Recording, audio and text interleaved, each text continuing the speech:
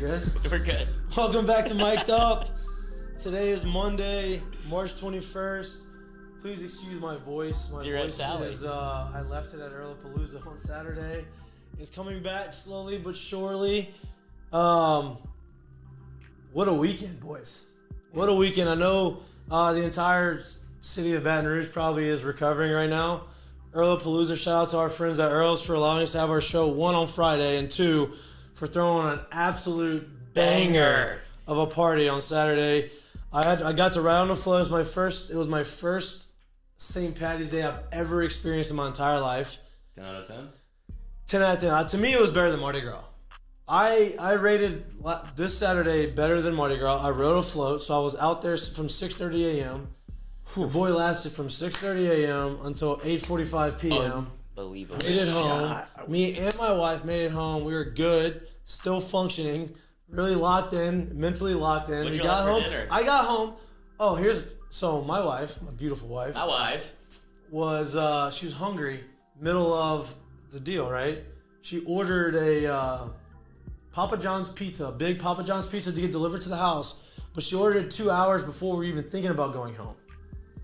So then she orders it. So then we go. She forgot she ordered it because she didn't think she actually went through with it, but she did. Then she was like, "I want Cane's." So then we ordered Cane's. We ordered it. We didn't get home probably till 2 hours after we had ordered it. We got home. We had pizza on the front step, Cane's on the front step. Got in, put the oven on, let it heat up. Put all the food into the oven, heat it up the real way, not in the microwave. So you still get the crunchy crispness. She goes in the shower. She passes out. All the food's ready. I'm still there. I'm still functioning. LSU baseball, since they played a 10-hour game on Saturday, they are still playing. So I'm watching the game, eating my Cane's, really enjoying. Like, it was 8:45 when I got home, so I can enjoy that little bit of a downtime. It was a great weekend. Jay Mitch is not in studio. He's on the IR. I think he's still at Earl's. He's on the IR. We all had a good time. He is good. He's Some healthy. more than He's others. fine. He just needs a little bit of a R&R. 3-day IR break. We in the sword. NFL you get 3 games. He gets 3 days, and then we'll see if we can activate him on Wednesday and see what's going on. We had Eric Razelman coming in to studio. He is coming in on Wednesday. Their classes got moved. What a shitty teacher that is. Moved the classes, really screwed them up. I guess they have a guest speaker in this specific class. He can't miss it, which I don't condone missing classes because you get punishment. I know probably Coach Jay Johnson's probably not very happy. Tigers went 1-2 this weekend. Sunday was a big game to go ahead and not get swept, right? There were some people out on Twitter, and they had to bring up the last time LSU started 0-3 is also the last time that they missed the postseason, which happened to be 2011, which happened to be my junior year at LSU. So it brought back very bad memories. I'm not going to get into that, but thankfully the Tigers this year in 2022 are not 0-3. They're 1-2. They could be 3-0. Woulda, coulda, shoulda. It happens. They had some opportunities to win. They didn't. They gave a couple games away defensively. They snagged the last game of the series. They ended up 1-2. They're still in a position to where I think they're going to be fine. Defense obviously needs to tighten up. We're going to talk a little bit about that. We're going to talk a little bit about NFL free agency. There's some moves that are still happening. A lot of quarterbacks still on the board. Actually, not a lot. A few quarterbacks still on the board. Saints, what are they going to do? The Saints miraculously now have money to spend. Yeah. They didn't have any money. Now they have a ton of money, which is crazy. Matt Stafford gets a new deal. The Rams have their quarterback not of the future, but of the near future. He's going to retire as a Ram. And there's rumors about LSU basketball already targeting their new head coach. Guy from Murray State, Matt McMahon. We had this conversation earlier with I wasn't Katie here earlier, said it. okay? McMahon is what she calls it. Hey, And McMahon. it's That definitely sounds right. I think it's McMahon. I have never heard that before in my life. It's So McMahon. It's I think McMahon. it's McMahon. Yeah. Vince. That's how Vince McMahon spells his last name, is it? Sure. You Check said your it so confidently, I was going to believe you, but I'm pretty sure it's McMahon. Maybe. Yeah, he definitely spells it the same way. Okay, so McMahon, whatever. We'll figure it out. If he's the head coach, we'll figure it out. We'll cross that bridge when we get there. If he's not, I'll call him McMahon. I don't care. Okay, but if he is our head coach, I'll figure that out. It's the same debate. Is it Razelman or Razelman? I couldn't wait to ask him about it. I will ask him about it when he gets on in studio in here. We only had him for 30 minutes today. We're gonna have him for an hour on Wednesday. That's an upgrade for me, I think. Joe Burrow got his bodyguard. Mm-hmm. Boy, did I would, if I could sing, I would sing the good. quote from the song, but there's a rap song about talking about. I'm not even getting to it. I was gonna quote it. I can't quote it because I'm not good. Is Gorilla Zoe sing it? My voice is. Yeah. my voice is Big not the Gorilla's good out there in here. But we talked about the Bengals had money. Yeah. They said everybody's talking about that they're drafting later. They need a drafted offensive lineman. I was under the impression that no. Don't draft an offensive lineman late in the first round. You go out and you spend for your offensive lineman in free agency, and that's exactly what they've done. They've gotten 3 offensive linemen, a Pro Bowl tackle in Collins. Collins is going to be their left tackle. He's going to protect Joe Burrow. LSU of the North is what the Cincinnati Bengals are. Joe Burrow is literally in the offices he's courting all of these people in his house. He's bringing their families over. He's cooking dinner, or maybe he's not cooking dinner. He's getting dinner catered. He's enjoying their company. He's telling them what's going to happen. He's basically laying out what the future looks like in Cincinnati. And the future with him under center is bright. I think everybody understands that. And I think you see that with all these high-level offensive linemen wanting to go there. They want to play for him. I think they have the best opportunity to grow and win multiple rings under him. And it's exciting to see. So it's a huge – I didn't even get to baseball. Yeah. Story Man, time. Your boys are in trouble. Cooked. When I say Jack's boys as the New York Yankees. The New York Yankees are getting kind of bashed by their fans on the internet because they haven't made any moves, any splashy New York Yankees moves like they normally do, and everybody else is spending. The Boston Red Sox signed Trevor Story to a $140 million deal. He said, "I'm going to play second base." You already have a Gold Glover, a World Series champion at shortstop. I'm going to go be a Gold Glover at second. I'm going to hit 35 home runs playing in Boston, hitting the balls over the monster, and I'm going to go and make this double play duo, an all-star double play duo. Now, Bogarts has an opt-out after this year, which you'll probably will take in test of free agent waters. So that's probably their backup plan. If Bogarts leaves, Trevor Story is going to go. He's going to be so good. He's going to be their shortstop of the future if Bogarts isn't there. If Bogarts resigns, then you have both of them. If I'm the Red Sox, I go to Bogarts and Devers and say, "Hey, you two, we need y'all here for the future. I'm going to try to re-sign you. Whatever we need to do to get this deal done, I'm going to get it done with you two and Trevor Story. Our infield is set for the future, and we have a chance to win multiple rings. It's exciting times out there In Boston. Their Sorry lineup's for you. Gross. Their lineup, Enrique Henderson, Xander Bogaerts. Kike Devers. Hernandez in center. Yeah, Devers, You have Martinez. JBJ too. Yeah, he'd probably be in right. Yeah. It's hard to play right in Fenway. Verdugo left. Vasquez catching for dude. They're gonna be grass. Good. Sale once he's back. Who's their first? Oh, Bobby Dahlback's their first baseman. Yes, They got. Bobby Dahlback is such a baseball name. That's such a Boston. He was It's a here. Boston baseball name. He was in Baton Rouge for the opening weekend of LSU. He was at Marucci doing his stuff at the lab.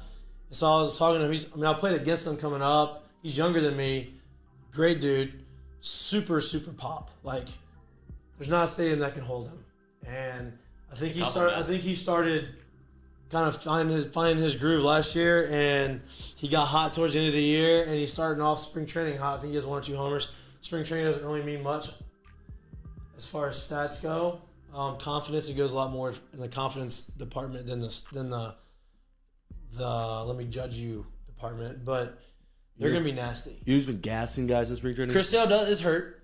Jack Leiter's been gassing guys in spring Jack training. Leiter will be in the big leagues this year. Have you seen how big his legs are? Yeah. That's Tree it. trunks. Tree trunks, dude. That's Cruz that's where all the power comes from. Comes from the ground. That's why you couldn't hit any homers.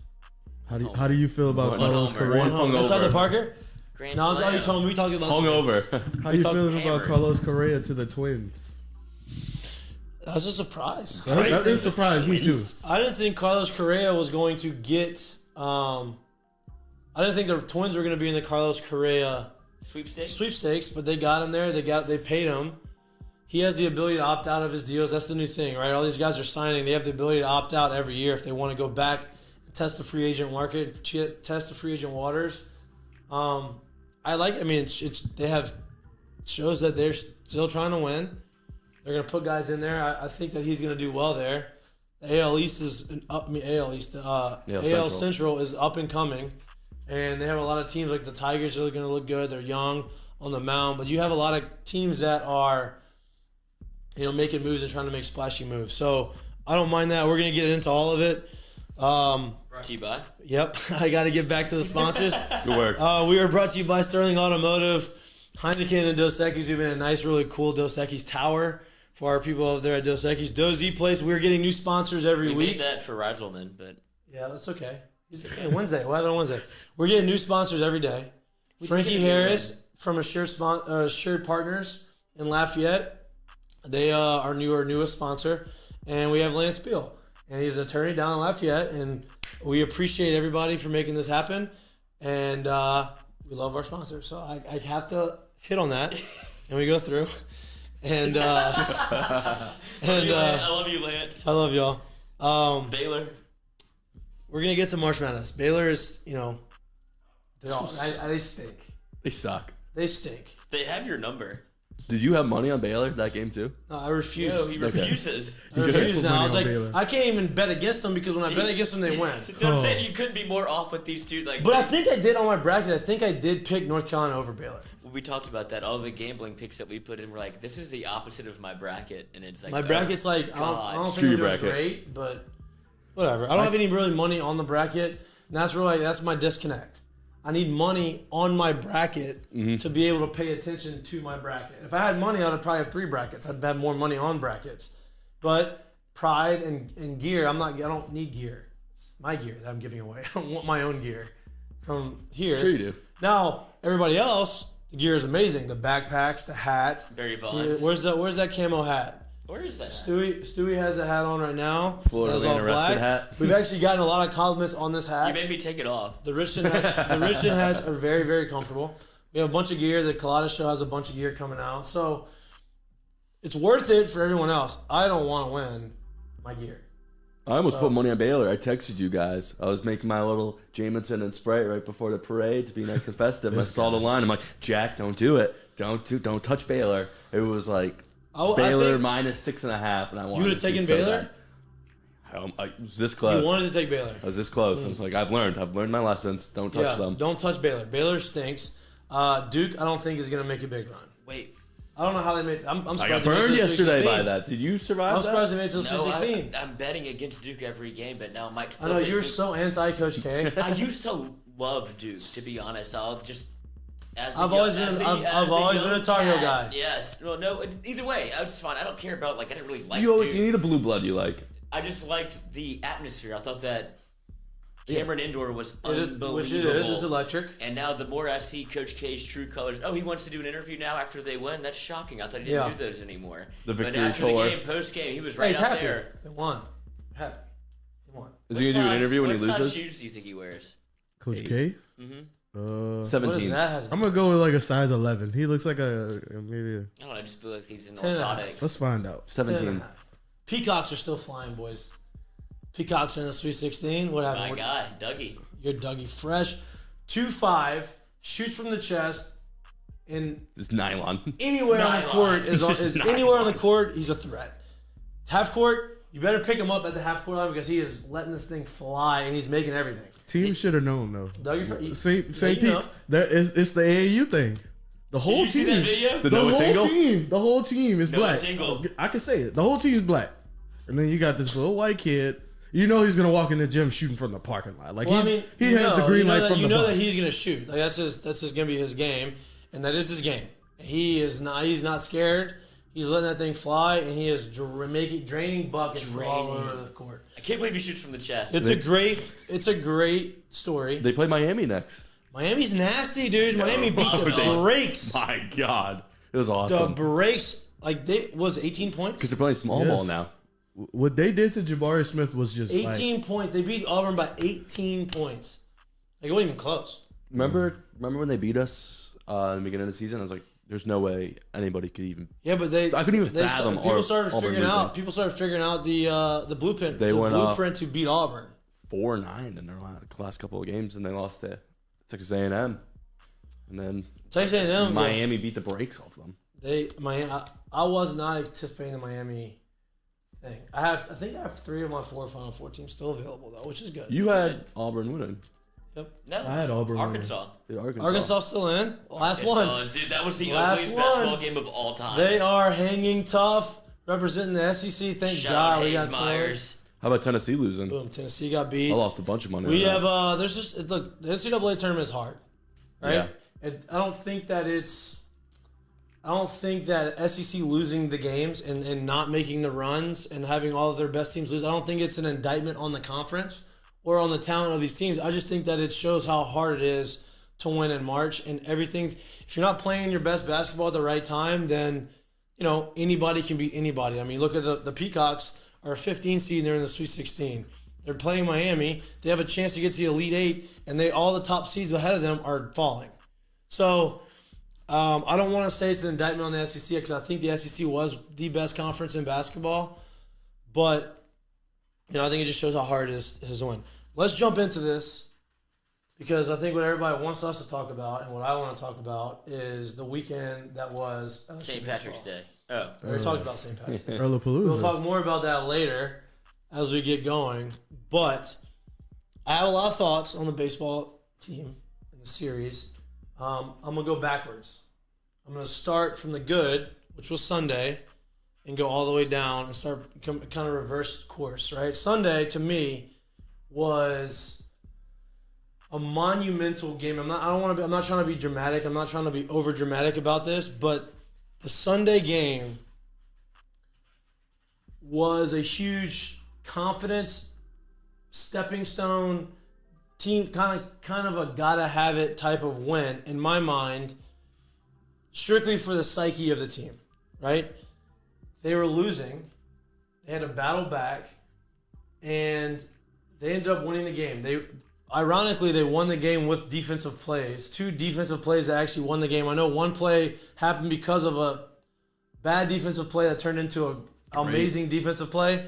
That Trey Morgan play was he's the only first baseman in college baseball. There's probably not many first basemen in professional baseball that make that play. You ever seen a play like that? I mean, I've seen it, but I don't think I've ever seen it from a first baseman. That's what I was going to say. Not from that position. I don't think he did and how he did it was unbelievable. His anticipation of the it was a high chopper. Jack Merrifield fields the ball now. No, bare hand. Right, he fielded it. He still fielded it. That's how you fielded it. He just fielded it with his bare hand. His bare hands. Bare hands. So the high chopper. I knew off the bat. I'm like, I don't know if the ball's going to come down. He bare hands it, which is the only play he had. And he palmed it. You could tell he didn't get a good grip, and he throws it out. He wasn't even a good throw. Wouldn't have got him. The throw wasn't good at all. And so the ball's up the line, which is a hard play. I'm not blaming Jack for making a bad throw. It's just a hard play. Ball goes up the line. Trey Morgan, if you watch on video, sees it, but he knows, okay, I have no chance of getting this. So he takes off, plays the angle off the carom, catches it, or slides, and underhand flips it like a shortstop to the second baseman, right on the money to Cade Doughty. Tagged him out, and that made it 2 outs. So there's already 1 out. That made 2 outs. One-run game. Yeah, it was a 1-run game. So that saves it. Before that, Cade Doughty, who I am going to go in on this weekend because Cade Doughty is the best player on the team that nobody... I don't understand why people don't give him his love.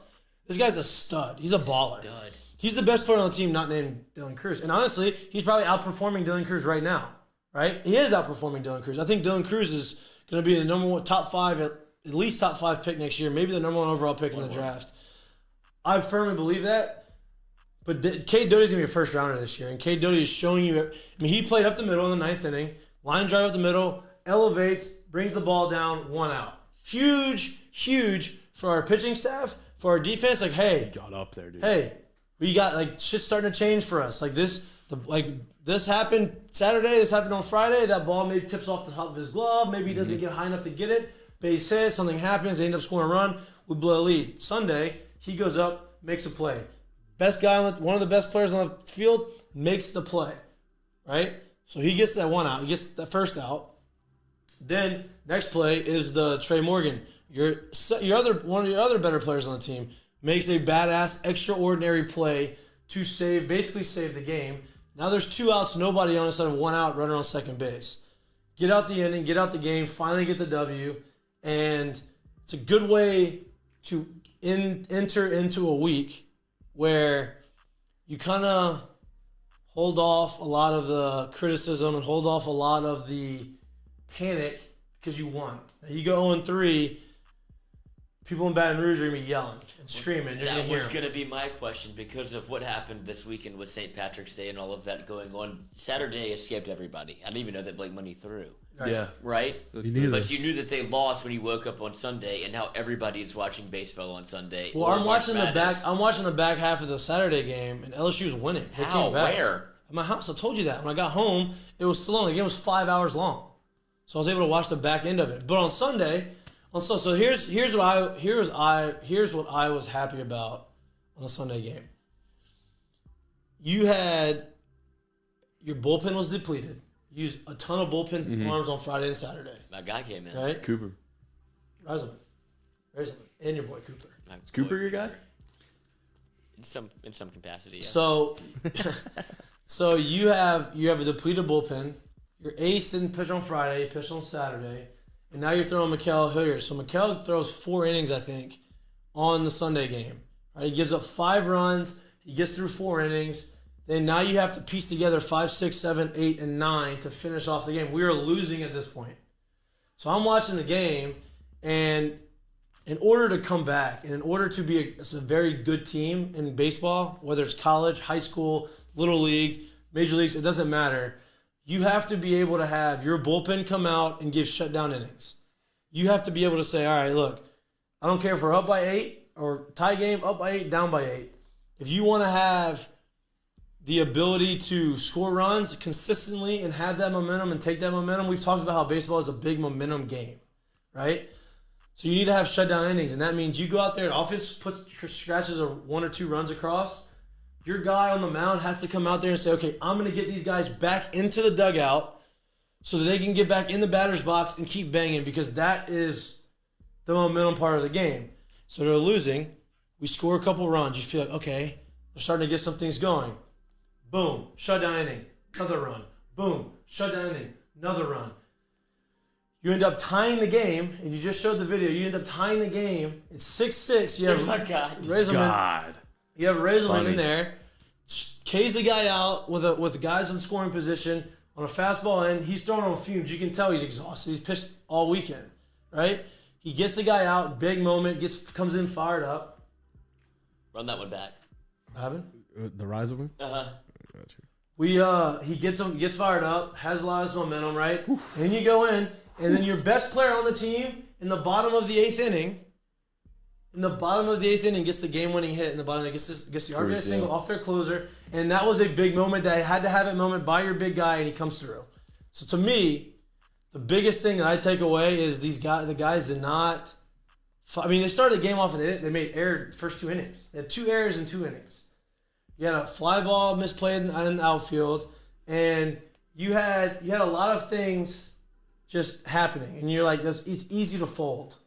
And what they didn't do was fold. The Cruz quote sums it up. He said, "I was so confident. I knew I was going to win this game." And that's what no matter what's going on, you have to always have that confidence that I'm going to be the guy. I want to be the guy at the plate. I don't care if you're hitting 9-hole or you're hitting 3-hole or you're hitting 1.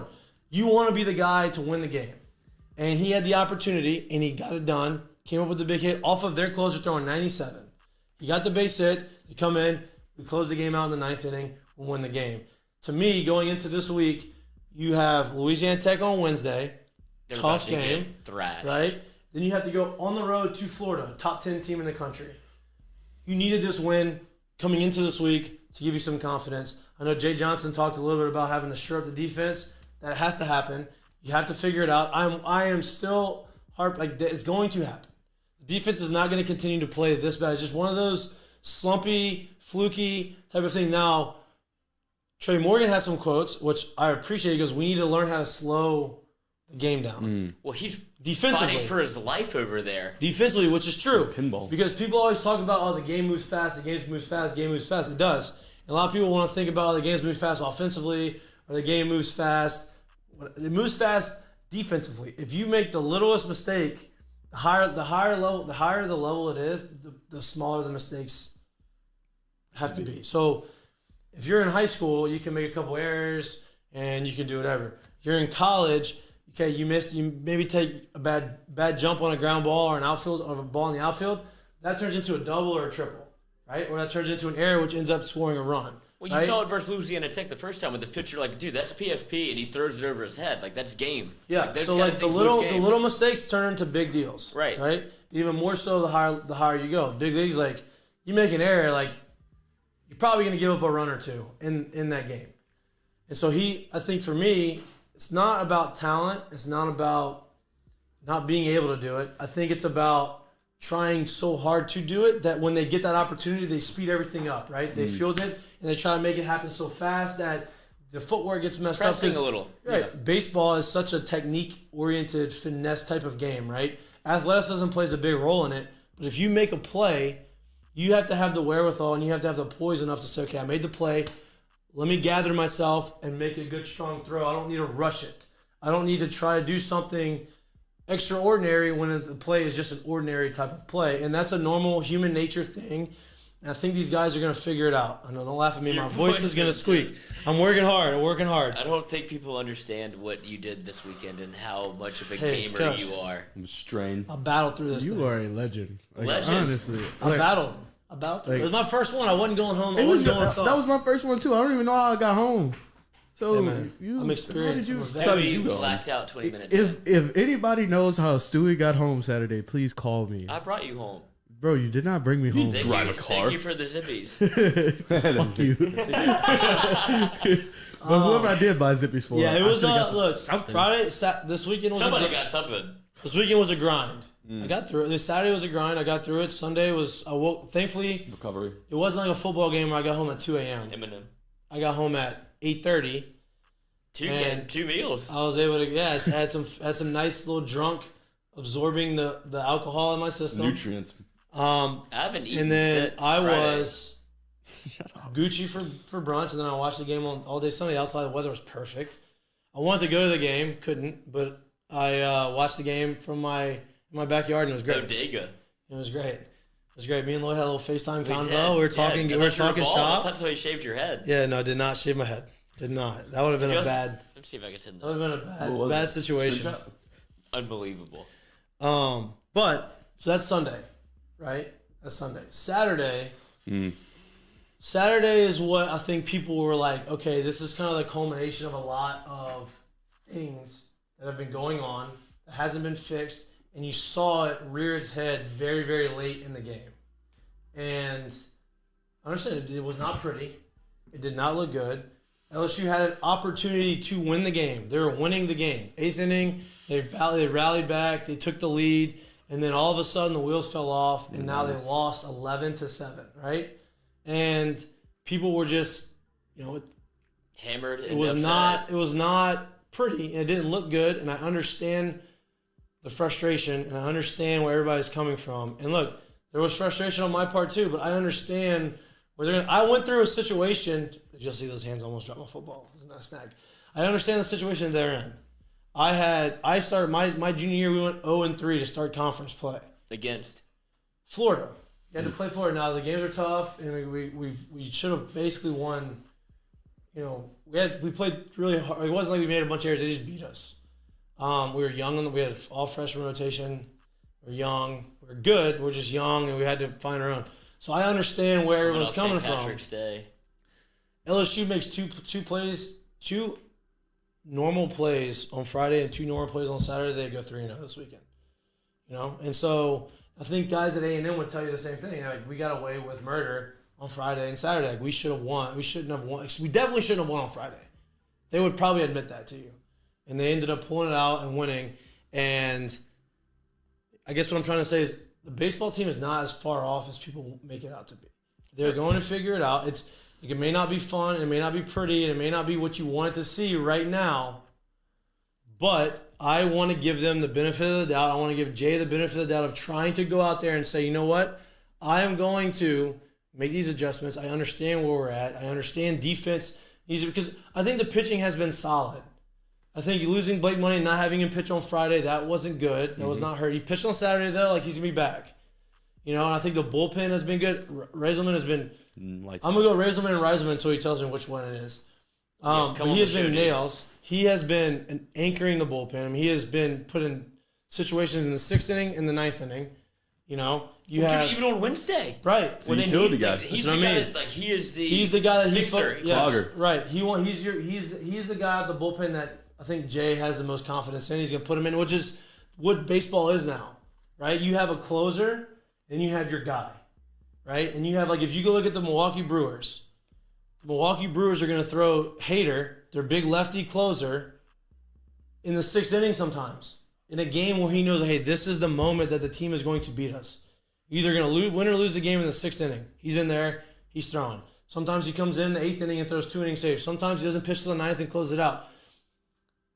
Managers are starting to realize, hey, this guy is more valuable than just throwing in the 9th. Now, if you have 2 guys, which I think Jay thinks he does, and he feels like he does with Razelman and Fontenot. Fontenot's thrown 4 innings. The last 4 innings has been good. I think he sees that. He feels that. So he's like, okay, I can throw Razelman in and let him get out of this jam, and I have a guy in the back end who I'm confident enough to put in there and close. And that's a luxury. And I think that's something that is going to benefit them down the line. I think Cooper he's come out the pen. He came out and look, he hasn't pitched great. The Big Ten. He hasn't pitched great, but he gave you 1.2, almost 2 innings of work. He was nails. I think it was one. Is it either 2.1 or 1? Anyway. He gave you 2 innings of work on Sunday that was much needed. And he got the W. Stepped up, right? And that's what you need. You need people to step up to make these things happen. And look, the offense is they still have a lot. There's still so much there, right? They haven't even hit their stride yet. You just have to clean up the defense, and they will. I think they will. I don't know what the move is to do it. I don't know. I know the boys are practicing this afternoon. God. They don't get the off day on Monday this week. They get it on Wednesday. But, I don't know if you make an adjustment. I don't think there's a big lineup change. Maybe there's a position change. Maybe there's a little bit of a swap. I don't know. But that would be a Palmieri move. You've got to. Well, Palmieri made a big. That was a big. No, I'm talking about switching second and short, maybe.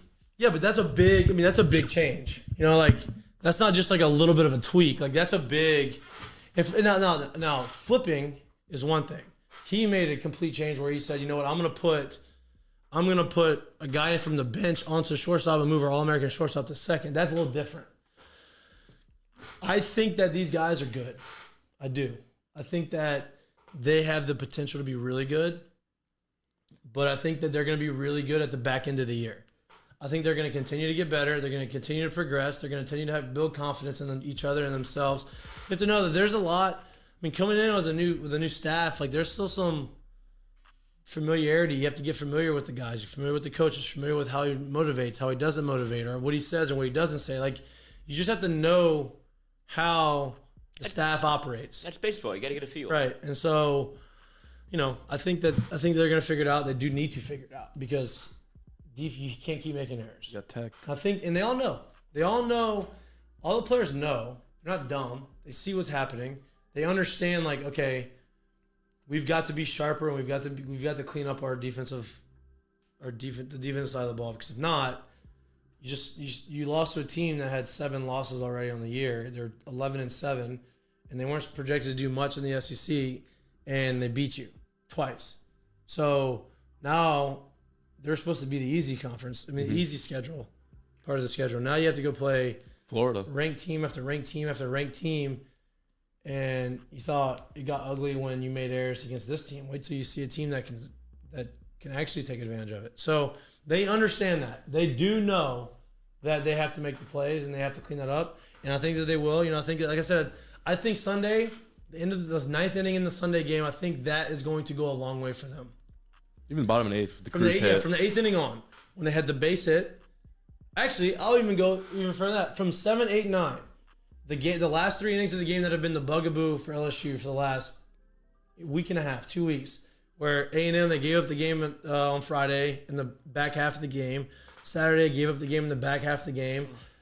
Sunday, 7, 8, and 9. We came back and we tied the game, 6-6.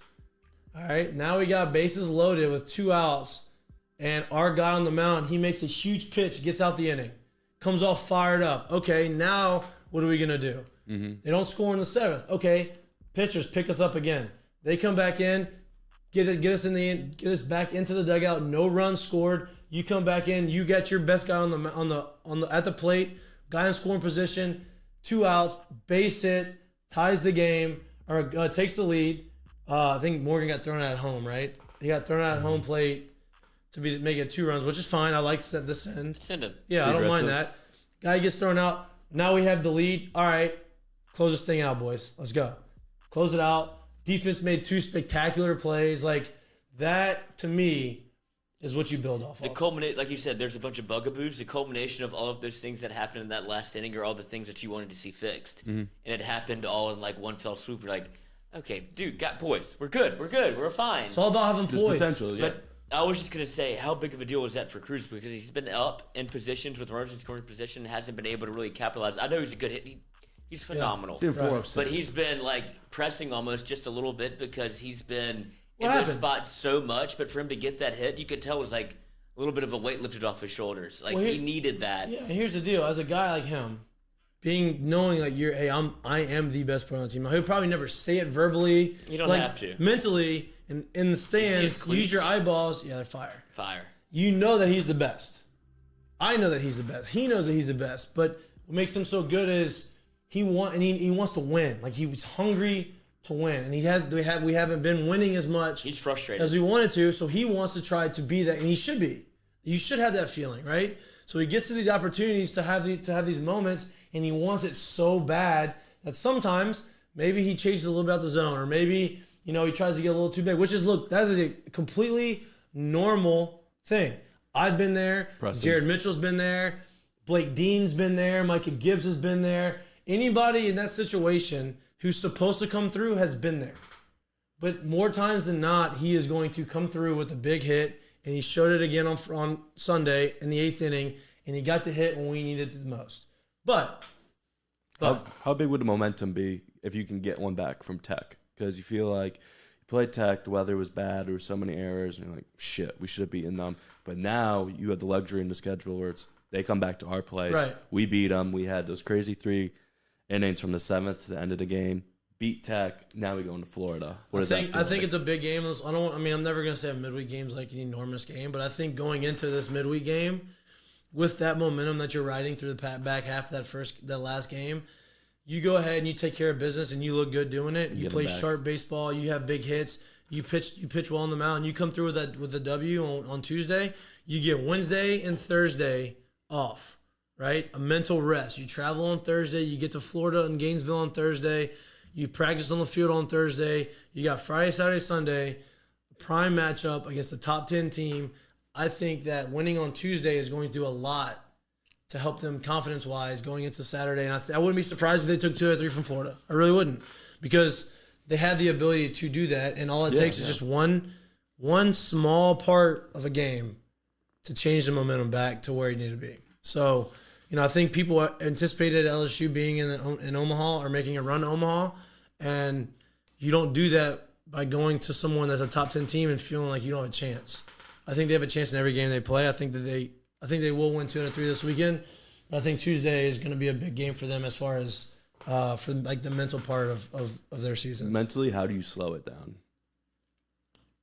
Confidence in yourself. If I had the answer to that, like if I had the perfect answer, I'd be a very rich man, because a lot of people would want that answer. To me, I think the way you slow it down is you have to understand, like you've prepared for this, like you understand the situations, you've practiced, because they practice their ass off, right? But you also need to understand the situations in the game ahead of time. You have to anticipate these plays happening ahead of time. You need to anticipate, like, hey, this guy's running, this guy can run. Okay, I need to go out there. I can't let the ball take an extra hop.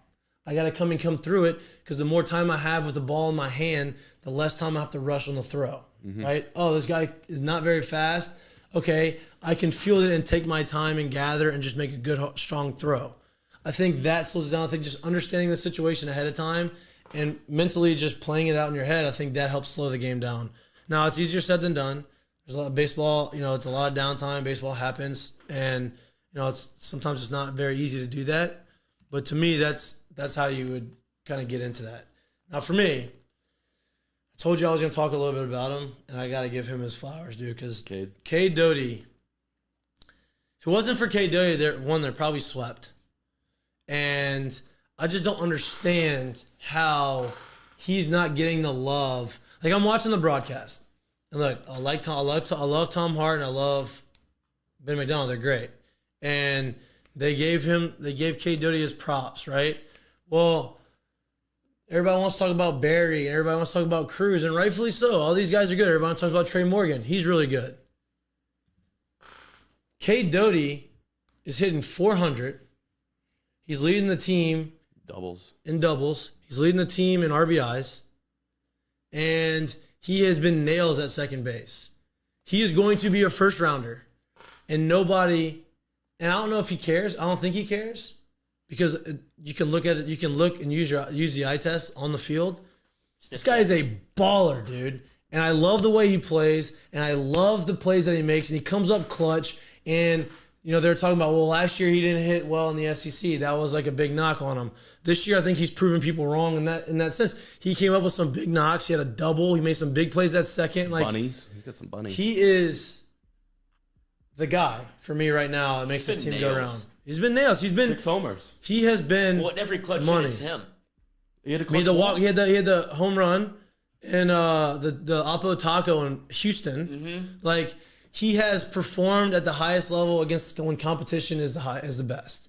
And I'm just looking forward to see how much better he gets throughout the course of the year and how many big moments he has, because where he's hitting in the lineup and where he is on this team is he's going to have a ton of opportunity to have a ton of special moments here at LSU, especially this year. And to me, like, he makes the team go around right now. I think he's been here for 3 years. He'd be the veteran on the team. He has gone through ups and downs here at LSU, and he came in as a high recruit, and I think he's gotten better every single year. And I'm just looking forward to seeing his progression, but it's just he's not getting talked about enough, and he should be, because he is a baller. Stud. How much, look, this is just me, but watching them play, how much do you feel like defense isn't practiced enough just because it looks sloppy? Like they're missing cutoffs. There's times when they're, like you talked about the Merrifield play that gets saved by Trey Morgan. Yeah. You have to know to, like, dude, you don't throw that ball. Like, even if you barehand it, whatever, you see the guy, like, to eat it. We're all good here. We're up 1. We don't need a carousel going around the bases. Like, I don't think it's coaching. I don't think it's not that they're not practicing enough. I don't think that's the reason. I think they do practice it. I think that once it happens in the games, though, it speeds up. Like, it's not a practice where it's a controlled environment. Like, this is game-like, fast. You do not know what's going to happen. You don't know where the ball's going to go. You don't know who's going to be hit to. Like, it's not, to me, it's just not it's not a practice thing for me. I think it's more of a mentality thing, and now they're trying so hard to overcome it that I think that it's pressing. Yeah, and I think that it's taking its toll on them, and they want to make the perfect play. You don't have to be perfect. You make this play 100 times. Just make it. You know that you can do it. Don't try to do something and make it look perfect. Don't try to be, I got to hit him right in the chest. No, just throw it in the area. Like, don't skip it and don't overthrow it. Just throw it. You have an All-American at first base. Yeah. Just get it to him. Just get it to him. You know, and it's not about, it's hard. When you start pressing, it's very hard to focus on that stuff. Like, hey, I need to simplify this. All right, catch it, throw it. Catch it, throw it. Catch it, throw it. That's all you need to do. But when you start thinking about, okay, I got to catch it. I got to make sure he's running. I got to make sure I set my feet. I got to make sure that the ball's coming up in his chest. Like, it's just, there's a lot of things that you start telling yourself that speeds the game up as opposed to saying, you know what? The most basic thing about baseball is fielding a ground ball and throwing the ball to first base, or fielding the ball and throwing the ball to the cutoff man, or whatever it is. And if you bring it back, if you dummy it down all the way to the simplest form, I think it'll help slow it down. Mm-hmm.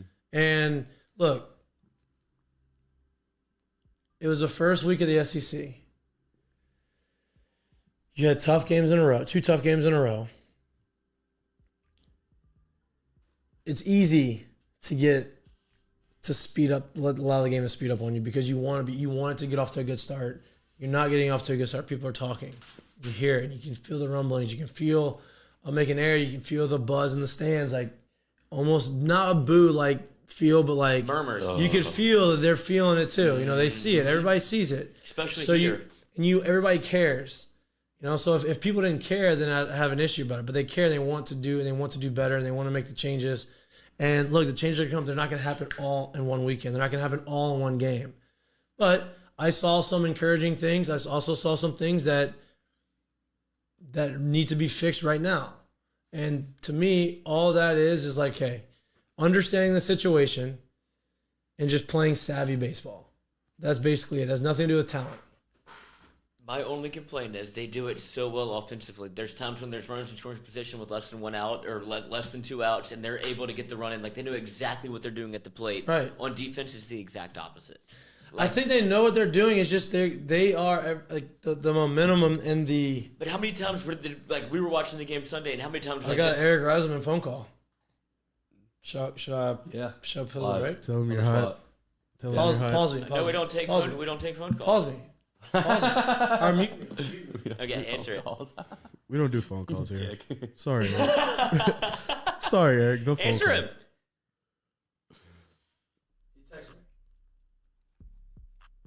What do you say?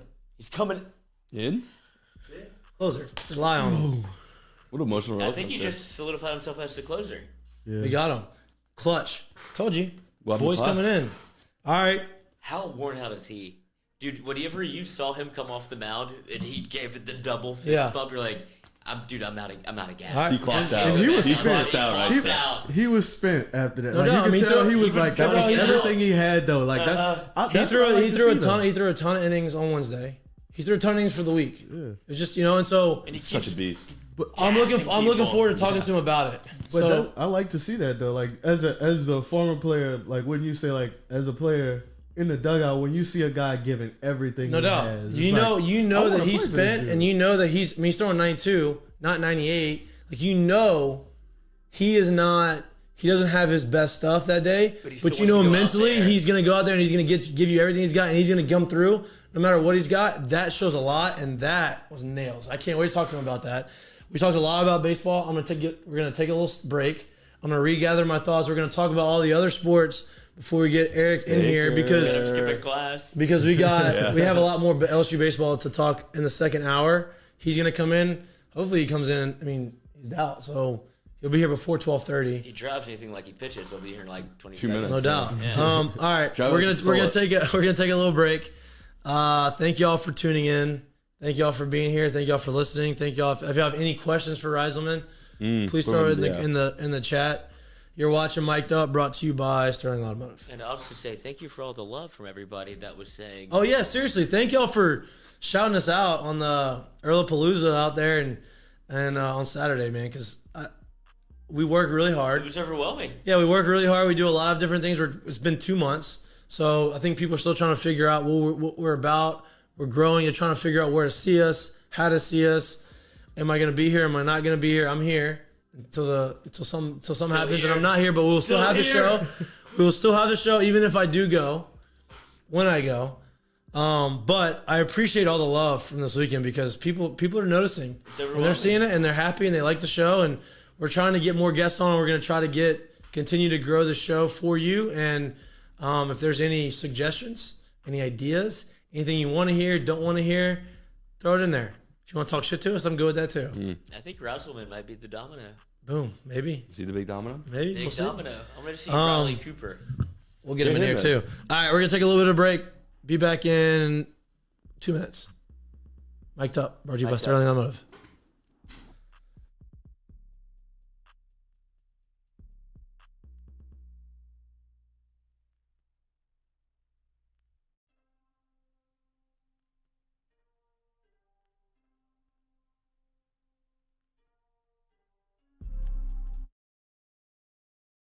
The Jordy Culotta Show is brought to you daily by Morales Roll-Offs. Morales Roll-Offs provides dumpster rentals for residential and commercial needs in Baton Rouge and surrounding areas. Morales has roll-off dumpsters ranging from 10 yards to 40 yards to accommodate all of your disposal needs. Search online moralesrolloffs.com. The Jordy Colada Show is brought to you by A-Bears Lawn Maintenance. Commercial or residential, A-Bears Lawn Maintenance is ready to work. A-Bears can tackle all your homeowners association requirements. Call Blake at 225-485-8022. A-Bears Lawn Maintenance.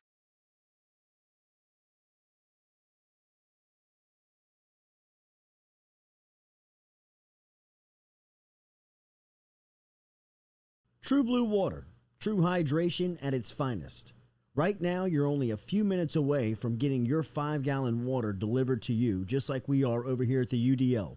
All you got to do is log on to truebluewater.com. That's TRU, bluewater.com. The website's fantastic over at truebluewater.com.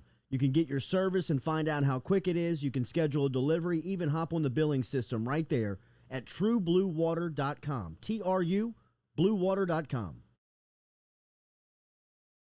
The Jordy Colada Show is brought to you by A-Bears Lawn Maintenance. Commercial or residential, A-Bears Lawn Maintenance is ready to work. A-Bears can tackle all your homeowners association requirements. Call Blake at 225-485-8022. A-Bears Lawn Maintenance. Hey y'all, it's Mikey from Mik'd. Catch us live every Monday and Wednesday, 11 to 1. Talk gambling, talk sports, have a ton of guests in here, get a little perspective from the athlete side of it. We got Lloyd in the house, Jay Mitch is in here a lot of the time. It's a fun show, great show. Please like, subscribe, share with your friends. If you don't like it, it's fine. Make fun of us, it's okay. Just get us out there, share us out there. We having fun, we want to share our fun with you. Like I said, Mik'd Up, brought to you by Sterling Automotive. Every Monday through Wednesday, 11 to 1. Catch us live on YouTube, baby. See y'all. Hey y'all, it's Mikey from Mik'd. Catch us live every Monday and Wednesday, 11 to 1. Talk gambling, talk sports, have a ton of guests in here, get a little perspective from the athlete side of it. We got Lloyd in the house, Jay Mitch is in here a lot of the time. It's a fun show, great show. Please like, subscribe, share with your friends. If you don't like it, it's fine. Make fun of us, it's okay. Just get us out there, share us out there. We having fun, we want to share our fun with you. Like I said, Mik'd Up, brought to you by Sterling Automotive. Every Monday through Wednesday, 11 to 1. Catch us live on YouTube, baby. See y'all. Hey y'all, it's Mikey from Mik'd. Catch us live every Monday and Wednesday, 11 to 1. Talk gambling, talk sports, have a ton of guests in here, get a little perspective from the athlete side of it. We got Lloyd in the house, Jay Mitch is in here a lot of the time. It's a fun show, great show. Please like, subscribe, share with your friends. If you don't like it, it's fine. Make fun of us, it's okay. Just get us out there, share us out there. We having fun, we want to share our fun with you. Like I said, Mik'd Up, brought to you by Sterling Automotive. Every Monday through Wednesday, 11 to 1. Catch us live on YouTube, baby. See y'all. Hey y'all, it's Mikey from Mik'd. Catch us live every Monday and Wednesday, 11 to 1. Talk gambling, talk sports, have a ton of guests in here, get a little perspective from the athlete side of it. We got Lloyd in the house, Jay Mitch is in here a lot of the time. It's a fun show, great show. Please like, subscribe, share with your friends. If you don't like it, it's fine. Make fun of us, it's okay. Just get us out there, share us out there. We having fun, we want to share our fun with you. Like I said, Mik'd Up, brought to you by Sterling Automotive. Every Monday through Wednesday, 11 to 1. Catch us live on YouTube, baby. See y'all. Hey y'all, it's Mikey from Mik'd. Catch us live every Monday and Wednesday, 11 to 1. Talk gambling, talk sports, have a ton of guests in here, get a little perspective from the athlete side of it. We got Lloyd in the house, Jay Mitch is in here a lot of the time. It's a fun show, great show. Please like, subscribe, share with your friends. If you don't like it, it's fine. Make fun of us, it's okay. Just get us out there, share us out there. We having fun, we want to share our fun with you. Like I said, Mik'd Up, brought to you by Sterling Automotive. Every Monday through Wednesday, 11 to 1. Catch us live on YouTube, baby. See y'all. Hey y'all, it's Mikey from Mik'd. Catch us live every Monday and Wednesday, 11 to 1. Talk gambling, talk sports, have a ton of guests in.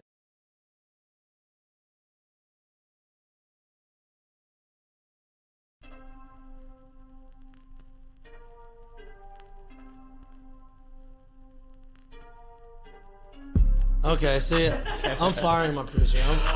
We're on. I need to put a Craigslist ad out there or something. I'm not even gonna go to like. Yeah, see, you have my head still in there. Cut my head off. All right, Pets' heads are falling off. I'm just joking. Oh, you're we had such a good day I yesterday. never follow you. Welcome back to Mike. Do you follow me on Twitter? Yep. You shouldn't. I do. Welcome back to Mik'd Up. We're brought to you by Twitter. Sterling Automotive. Lloyd stinks. We had Eric Razelman, didn't have him, had him, dropped him, had him again. So had him, didn't have him, now we have him. Great recruiting by you. Suck it, Nolan Kane. We're coming in. We're coming in hot. He's coming in.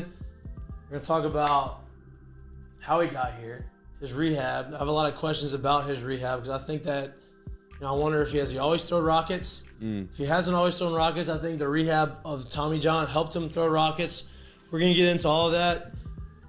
But before that, we'll tap in a little bit to the March Madness and a little bit to the NFL world. I know Jordy this morning said that March Madness, he wasn't people weren't really locked into March Madness. What? I disagree with that. Us, maybe him. I disagree with that. I think that we're locked into it.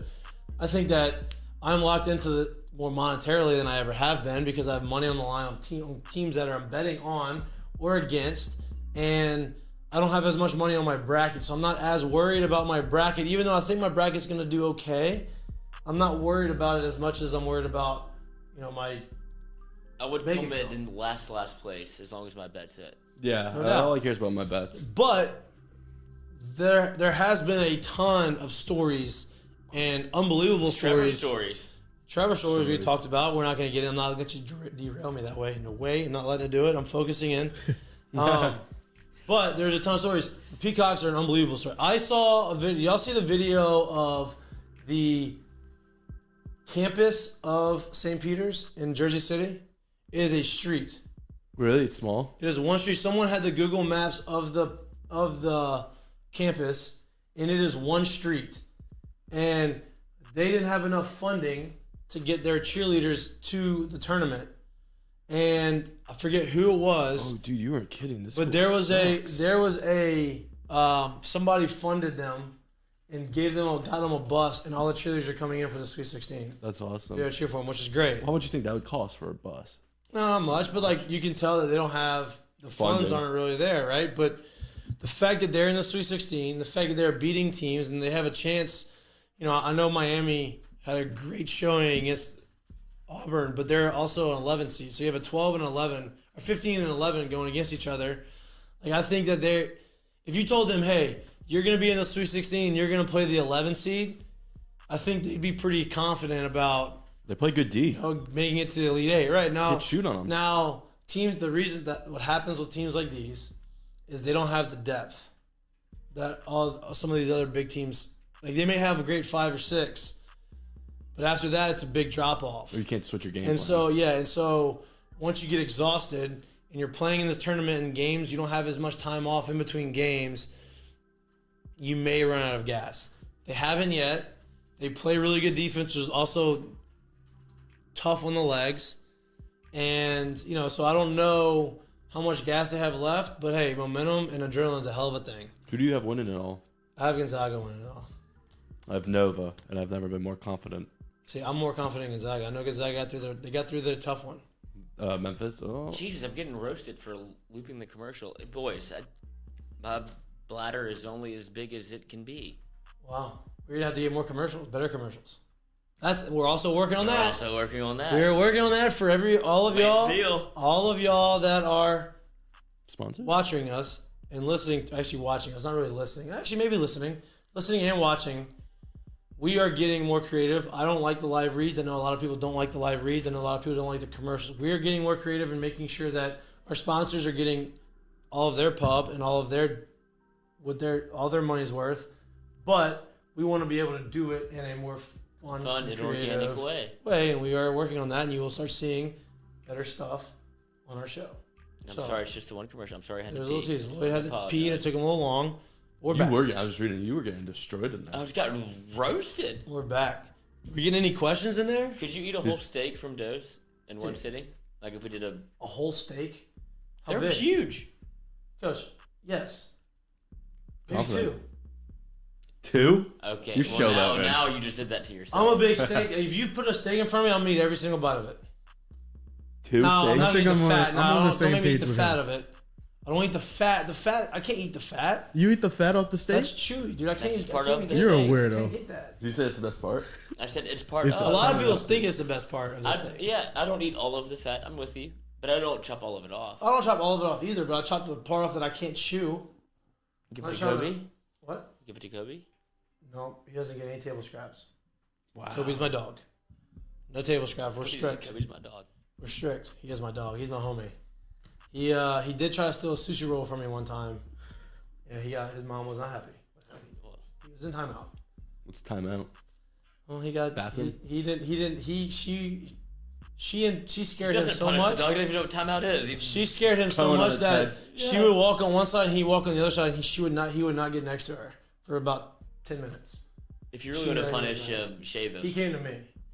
He came to Dad, and I was trying to You're a softie, and it's sweet. He loves you. for my dog. Now I'm thinking with kids, I'll probably be the one. No, you were a great babysitter that one time I that did have a weird babysitter. kid came over. It wasn't weird. He was 6 months. You know his name. I didn't know his name. It was always like 2 years. He just fell asleep. He fell asleep. I immediately. put the kid to sleep while my wife does spray tans on the side. Mm-hmm. And she was doing a spray tan, and I just had to babysit, and we were watching. Me and Lori were watching Tommy Boy, and the kid came, got him some water, and he laid down and just went to sleep. Immediately. It was good. Good parenting. I don't know how much I did on that, but he was Just take all the credit. He just pretended exhausted. to drink the water and he just fell asleep with it in his hand. He was just I think he was just exhausted. tired. Good We were work. like asking him a bunch of questions and he was just like falling asleep. Yeah, he was saying yes to everything. I was like, I think he's just tired. I He's think it's time to go to sleep. Yes, man. I guess in He more. was. He's a cute kid. He was cute. He had You'll love a yes really, man. really blonde curls. He looked like the kid from Bad Santa. You guys watch some sandwiches? See, I never watched Bad Santa. I'm not a big fan of Bad Santa. I watched a little bit of it. It's not that good. You like Bad Santa? No, I'm okay with it. I wouldn't say it's bad. It's okay. I didn't say it was bad. I just wasn't a fan of it. I mean, it was bad. I didn't like it. It wasn't my taste. It wasn't like American Underdog. American Underdog's a true, maybe Oscar. Sorry. A true Oh, American. all right, He's back- Canadian. Back to the sports show. We're a sports show. Let's get back to March it, Madness. boys. Lyle Collins. Coach K stinks. Who? Oh, you want to stay out there? You want to stay in basketball? You want to stay basketball? Let's stay You can basketball. do- I'll what do you double do? down. What do you I'll wanna double do? down to Nova winning the national title.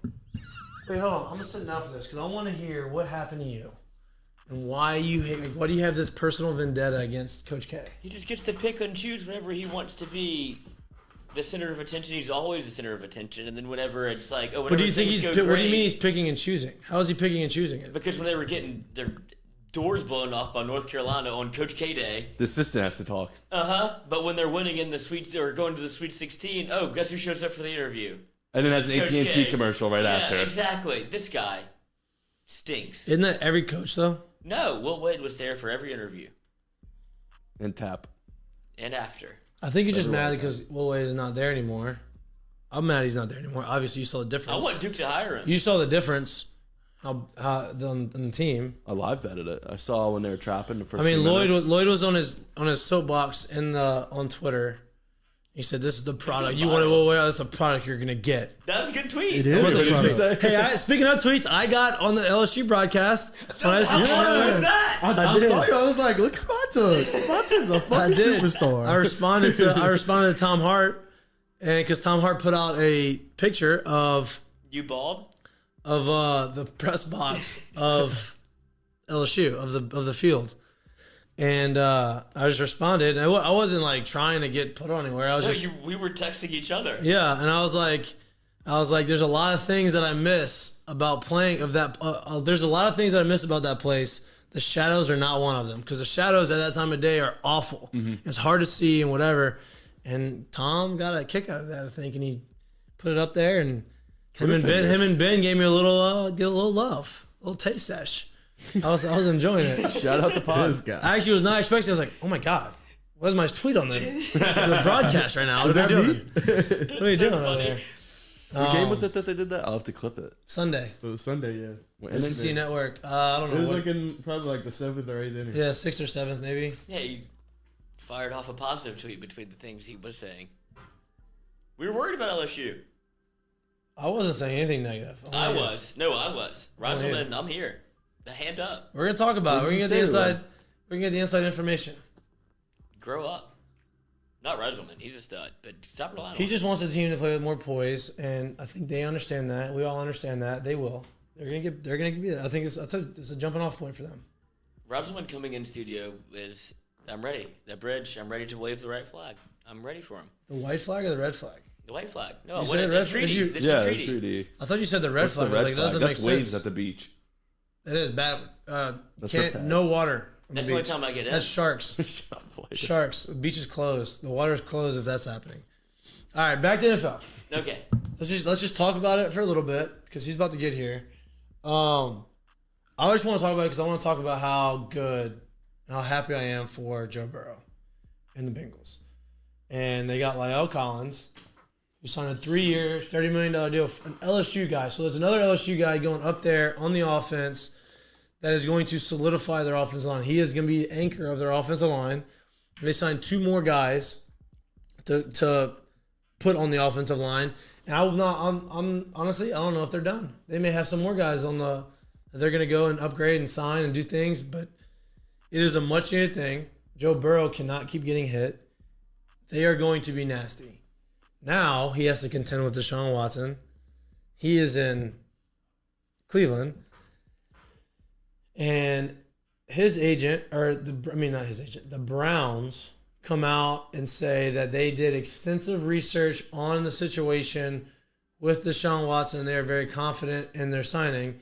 And then, of course, the 22 civil lawsuits, the agent of the 22 civil lawsuits comes out and says that he has not spoken to any of my clients at all. Or interviewed the Browns have not spoken to any of my clients. I'm like, I understand that, but don't you think that they maybe have like information that they could have gotten through the case somewhere else, not having to speak to your clients? I don't know how that works, but I would assume that they're not just going to go basically strictly off of what Deshaun Watson said. They're not going to go. Yeah. They're going to get information. They probably had, depositions. You probably had all of those things already. Now I could be wrong. But I would assume that they did do some extensive research. Now, maybe they didn't talk directly to the woman. Maybe they got, I don't know. Did they get a first-round pick out of Watson? The Texans did. What did they send over? Yeah, they got 3. 3, okay. And he's I think that was the difference because they got 2 first-rounders. Russell Wilson they gave away 2 first-rounders and 2 second-rounders for Russell Wilson. I think the Browns gave away 3 first-rounders and 1 second-rounder for, I think that's what it was, because they didn't get players. Yeah, I didn't see any players. That's what I'm saying. So Baker is still a Brown? Yes. Yeah, but obviously the chain reaction of that is Baker is going to get traded. He requested the trade. The Browns said, But then they got Deshaun, so I'm assuming they're probably going to trade him. Where would he land? I mean, there's places. Indy? There's places. I mean, Here. Indy needs a quarterback. New Orleans needs a quarterback. Jared. I guess the Texans don't need one because they believe in Shoot Shaw. D. Mills? in D Mills over there. Davis, Davis. not David. Davis Mills. Long neck. Davis Bay, long neck, but he's throwing these slings. I like him. I think he's pretty solid. I think he could be good. Who has a longer neck? Mike Glennon? Sean Glennon? You ready? Mike Glennon. It's Mike Mike Glennon. Glennon. Or Davis Mills. Mike Glennon for sure has. I think Mike Longest neck of all time? Yeah. Who else needs a quarterback? Indy. Like 28 Indy, teams New in the Orleans. NFL. The Bucks do not right now anymore. The not the Guardians. What does it need? They got The wings. Commanders. The Commanders do Commanders. not. They do not. They got do. Commander Carson. Hold on. He is here. Anybody want to go grab him? You want to grab him, Stewie? I do. White flag and all. I do need to offer a peace treaty. Hold on. I've been ramming against the LSU baseball team, and this guy's the one guy that's coming in. This These could are be ones- it. This could be it. Shining light. Yes. Hey, see if he make sure you didn't park in the garage so I don't get in trouble. I mean, the driveway so I don't get in trouble by Tell our us what neighbors. kind of car he drives. License plate and all. I mean, look at Lloyd's a clout chaser. Me? Yeah, you're clout. I'm you're the clout opposite. chaser. You're clout chasing. He's gonna become Mr. But yeah, Friendly. anyway, and Stafford signed a big deal in LA. I'm distracted now. We got Razelman here. You could go to Seattle. Yeah, man. you lashed out. Oh yeah, Seattle probably does need a quarterback. Seattle That's probably does Seattle need needs a one. quarterback. They're my other teams guy. on us. He made it. This is that is a reliable reliever right there. Welcome, everybody. Give them a round of applause, please. Everybody. Yes, sir. Yes. Thank you. I do have a question, though. We have ice if you need it for the arm, dude. You threw a billion innings. It's a noodle. Okay, so Razelman or Razelman? Razelman. Okay, so it is Razelman. What have you been saying, Razelman? No, I've been saying Razelman, and someone said it was Razelman, then I was like, I think it's Razelman, and so I wanted to make sure that... I said Razelman because he had a little rise on the fastball, so I thought I was going to make a thing. I think Coach Johnson says Razelman, so... Okay. Do you correct him? Do you care? No, not You I mean, I care. I want you to say the name right. At this point, you can correct People don't it. say Mahtook. They say Mahtook. They say a bunch of weird names for me, and I'd rather them say Mahtook. Sometimes I've gotten 4 different announced. Like I go up to the plate for 4 different at bats, and I get 4 different names: Mikie, Mikey, Mikie Mahtook. Mahtook, Mahtook. Tookie. No, not Tookie. They don't give me nicknames. Anyway, it's not about me. It's about our closer throws rocket balls, Cheese balls. cheese balls. We're getting a bunch of cheese balls brought in here, the big bucket of cheese balls. Oh, jeez. And so for every K that you have, I'm making one of them eat cheese I balls. thought you were going to lay it on me. It's We're not at gonna be 22 me. puffs. 22 puffs. No, but we have to catch up. And then every weekend, however many strikeouts you have, I'm making them eat them because you're throwing cheese balls. But Eric Razelman in studio, he is a trooper. He told me he couldn't come because he's a very good student and didn't want to miss class. Then calls me and says, hey, class was very short. I can come in and talk Was anyway. class very short? 15 minutes. 15 minutes. 15 minutes. 15 minutes. Can you hear him? Is he Yeah, like, get into that thing. pull the mic a little closer to you. There Perfect, we go. perfect, There we perfect. go. All right, let's get into it. Have you always thrown rocket balls? And if you have, did TJ help, hurt? I would assume the rehab from TJ, you came back throwing harder after. I would assume, right? That's kind of like the standard, right? You go through Tommy John, you go through rehab, you come back, your arm feels better than it did before. Am I wrong or am I right, or how'd that go? Yeah, I mean, in a way, beforehand, kind of was really inconsistent. Because you were a starter, right? Yeah. At San Francisco, you were a starter. Yeah. Okay. I kind of started only played a year of high school baseball, so my senior year was the year What What are you happened? doing? I got cut till my senior year. Oh, this makes it even better. What? This makes it even better. So did you not? So when did it click for you? Well, actually, keep going. I don't want to cut you off. Oh no. I mean, yeah, there was the whole way it happened was kind of bizarre, but I mean it all happened the right way. Dominoes fell in place the way they did. It all kind of. Yeah.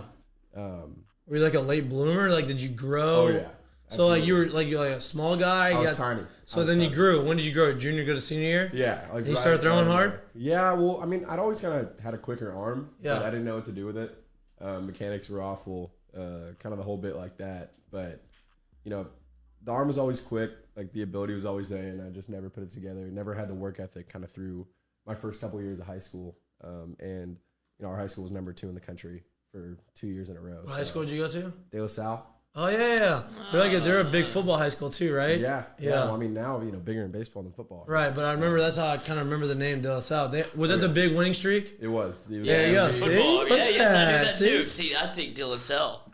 Whenever I hear, would you say it? De La Salle. De De La La Salle. Salle. I think De La Salle from New Orleans because that's what they call it there. Oh, okay. Yeah. It's not about you, Lois, but No. But I'm saying, but I'm glad you didn't go to that one. You got a guy. So then you go to De La Salle, and you get to San Francisco. Yeah.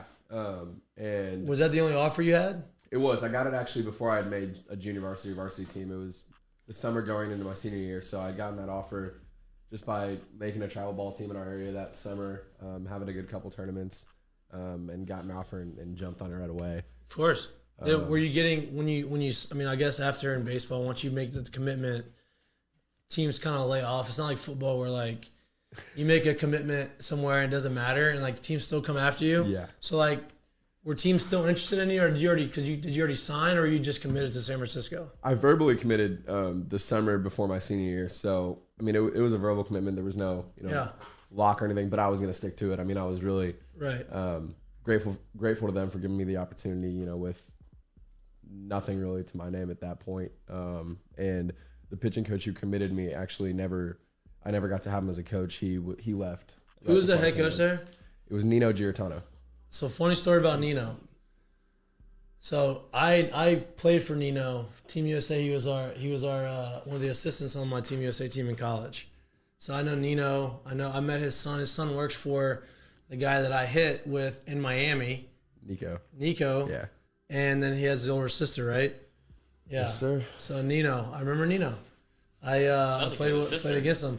So you were there. You were there for how 2 years? 2 years. And you had Tommy John. What would you have to? When you went to San Francisco, were you low 90s, upper 80s? So I mean, I came in like that summer. Just kind of speaking to how inconsistent it was. Like this summer coming in, I had fun with my travel team that last summer, and went out to a couple tournaments. I'm young, so I was able to go play with like the high school juniors and seniors nice. as I was going into college. You're dominating. I mean, it was fun. We had a good time. The oldest trick in the baseball book. Yeah, you're having a good time. You're having a good time. So we had some fun. Down. And like the last tournament, like I got up to like 93, 94, which was like the hardest I'd ever thrown. Oh. Okay. And then I get to campus and just get my butt kicked with the workouts, with the lifts. I'd never really been in the weight room. Right. Like I was tiny. I came in, that freshman year, I was like, maybe 5'11", maybe 6 foot, like 179 pounds. So like, I mean, it was not anything to the frame. And I mean, they really got me in the weight room. What are you now, like 6'2", 6'3"? Yeah, 6'2", 6'3". So you grew in college. Yeah. Oh, absolutely. Wow. Yeah, my brother got the real genes, the 6'5", 250 tight end genes. So He plays. Wait, does he have any eligibility left? he played at Fresno State. Oh, so he nice. was with Derek Carr. And Devontae. All those guys. Adams? Yeah. So are you a 49ers fan? I am. What are y'all gonna do? Is Jimmy G gonna be the guy? Wait, why you're not a Raiders fan? I'm not. Okay. I'm not. Trey Lance. We'll see. You think he'd be good? We'll see. Okay. Might take a year or two, but I think so. Okay. Debo. I think he could. I think he's talented. Yeah. No doubt. All right. So you there? So you had Tommy John at San Francisco after your second year there. Yeah. Right. Well, it was my freshman year. Your freshman year. So then you recovered and then had another year there, right? Yes. After the year. So how did that? Like, what went into that rehab? Now I know like Tommy John, it still sucks. It's a year recovery for a pitcher, but it's not as scary of a recovery as it used to be. Sure. Right? Because modern day science and understanding, and there's been a lot of them. And now with like pitching labs and all these the new technology and the new science behind pitching, did that go into your rehab? Did that help you weighted balls? Like, did that help a different type of, was it a different type of arm care for you after Tommy John or while you're doing Tommy John than it has been in the past? I mean, it was the first time I'd really done anything. Like, it was the first time I really my last outing before I'd hurt my UCL was like the best I'd ever thrown in my life. Like, it was an inning in the 8th inning at Bakersfield. I was a freshman, kind of getting a couple starts, making a couple relief appearances. The ball flies at Bakersfield too. Yeah. Yeah. So there's a high 18. It was like a 2-1 game. I came in like bottom of the 8th. Hadn't got in all weekend. It was a Sunday, so just a bunch of pent up energy. Went in, and through like a 1-2-3 inning, got up to 96 for the first time ever. Okay. Just getting thresholds, breaking thresholds. Wait, were you peeking? What was that? Are you peeking at like the gun, see what you're hitting? Not that outing. I mean, like, I didn't even know until I got out of it, and then they told me when I walked off the field, and I mean, I was pretty fired up, and with stuff like that, when you don't really have the best work ethic in the weight room at that point, and not the best body for it, and you throw that hard. You on yourself. It wasn't trying. Yeah, but have you seen a picture of him with no shirt on before? Like at LSU, he's shredded. This guy's Shred McGriff over here. It took a while for me to like realize what it took to play at the level. Onlyfans.com. But yeah, no, and kind of literally the next week I tore my UCL, so couldn't have one without the other, and I realized that, and so going into that rehab, it was the turning point for me. Where did you have to rehab? Did you have to find someone to rehab, or did you rehab on campus with like the school, like the campus doctors or team that the doctors of the team recommended, or did you go out and find somebody to help you do that? I got so lucky. I mean, we had the best physical therapy office. Specifically, I mean, they worked with a lot of TJ guys right across the street from campus, and it was through COVID. So yeah. I was home, so it was like a 45-minute drive every day to go to PT, go home. And I loved it. Like, got into it, started getting the body better. Everything kind of started going in the right direction. And Kind of changed your life a little bit, huh? A little bit. Oh, and then, TJ for sure. So then you finish. You go back and pitch the next year after COVID in San Francisco. Yeah. You throw, and then you go pitch in the Cape. So how did your transition, how do you get from San Francisco to, I'm going to go pitch in the Cape? Were you looking to go somewhere else? Like, were you using the Cape as a showcase to go another college? Or you just want to show scouts what you've got? Or like what, like was your velo up after TJ the next year? Like how did all that work out? It was crazy. I mean, I tried to come back way too early. I tried to come back at like 10 and a half months. Oh yeah, that's fast. So I started our second game of the season against UCLA. Fast. 1 inning stint. Good for you, bro. Lloyd has a bad body image of himself. So. No, I'm only good from the waist down. Keep going. Nice to meet you. Yeah, keep going. This is great. But yeah, it was like a little 1 inning stint. Kind of started to build from there. And I mean, I got repercussions for trying to come back that fast. Shoulder wasn't healthy enough for it. The rest of the arm had problems. Like it was kind of day to day trying to. Hey, body built by hard work, man. That's right. Built by Razelman. Yeah, I'll tell you, it wasn't like that in high school. If you found one in high school, it would be pretty bad. He's like, no, he's in good day. Start digging. I'd have to like go to Facebook probably, like old school Facebook. I don't know if you have please a Facebook don't, anymore. Jesus. But yeah, no, I mean, it just kind of went downhill. Couldn't maintain it. Literally struggled throwing 90 in the strike zone. Wow. It went downhill pretty quickly and had to rebound from it. Took a while. Kind of towards the end of the season, I kind of just understood that I was going to throw, 88 to 92, and I had to throw it in the strike zone and kind of owned that a little bit. Had a bit of a better, last finish to the season. Kind of probably made you learn how to pitch. Yeah. At that point, right? You couldn't just throw the ball and blow fastballs by guys. So it kind of probably made you realize, okay, I have to kind of hone in on spotting up and understanding how to pitch and change speeds and do things like that. It did. It did. That was kind of what the last part of that season did. And kind of throughout, there'd come up a couple things where, me and my head coach weren't exactly on the same page with things. And, I wasn't exactly sure what I was going to do going into the summer. I wanted to stay. I had, a bunch of buddies on the team.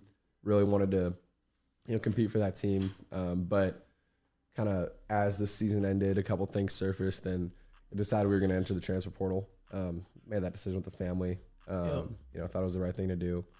And leading up, I was actually supposed to have a contract in the Cape throughout that season, and was told that my performance in the season wasn't good enough, so they racked it, and it was kind of on me. So me and my advisor kind of went to the drawing board a little bit, and he helped me out with a couple opportunities to go work in Southern California on the body a little bit. Where'd you go? So we went. Let's see. Well, I went. I stayed in a hotel for a month on my own in Ontario. Canada. No, Ontario, Not California. Canada. That's okay. So it's kind of like an hour east of LA, like right in the mountains. Cool spot, but a couple facilities there, pitching place. PFA. Dave Coggin, he was a big league guy, and he does all the short arm pat stuff. So like Giolito. So that's his thing. Okay. I don't know if you've seen some of those guys using that. It's like a thing you wrap around your hip. I see it. That's like a big thing for the pitchers using it's like keeps their arm tight. Yeah, right? he created it. It's his invention.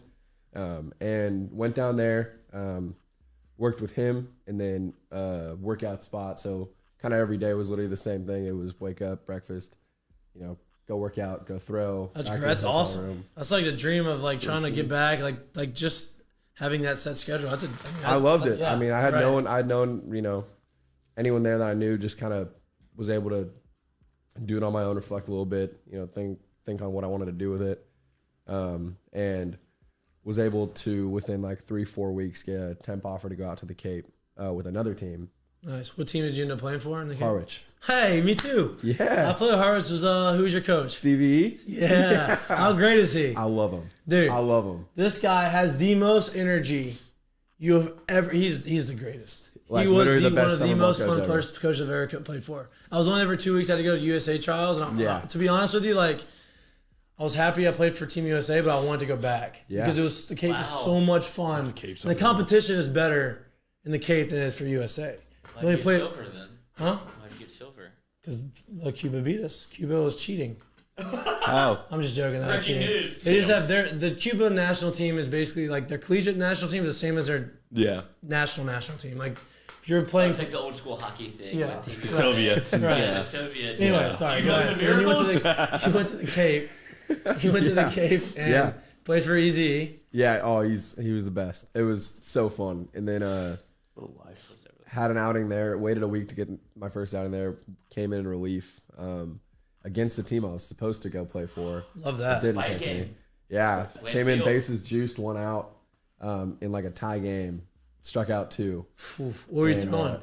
Well, so it's actually kind of a funny story behind it. I didn't know how hard I was going to throw out there. Like I got my velocity back up in Southern California, but I didn't know what I was throwing in the Cape. I didn't have a gun, in the bullpen or 2 I had beforehand. So went up there, kind of went in blind. I know where this is going. Keep going.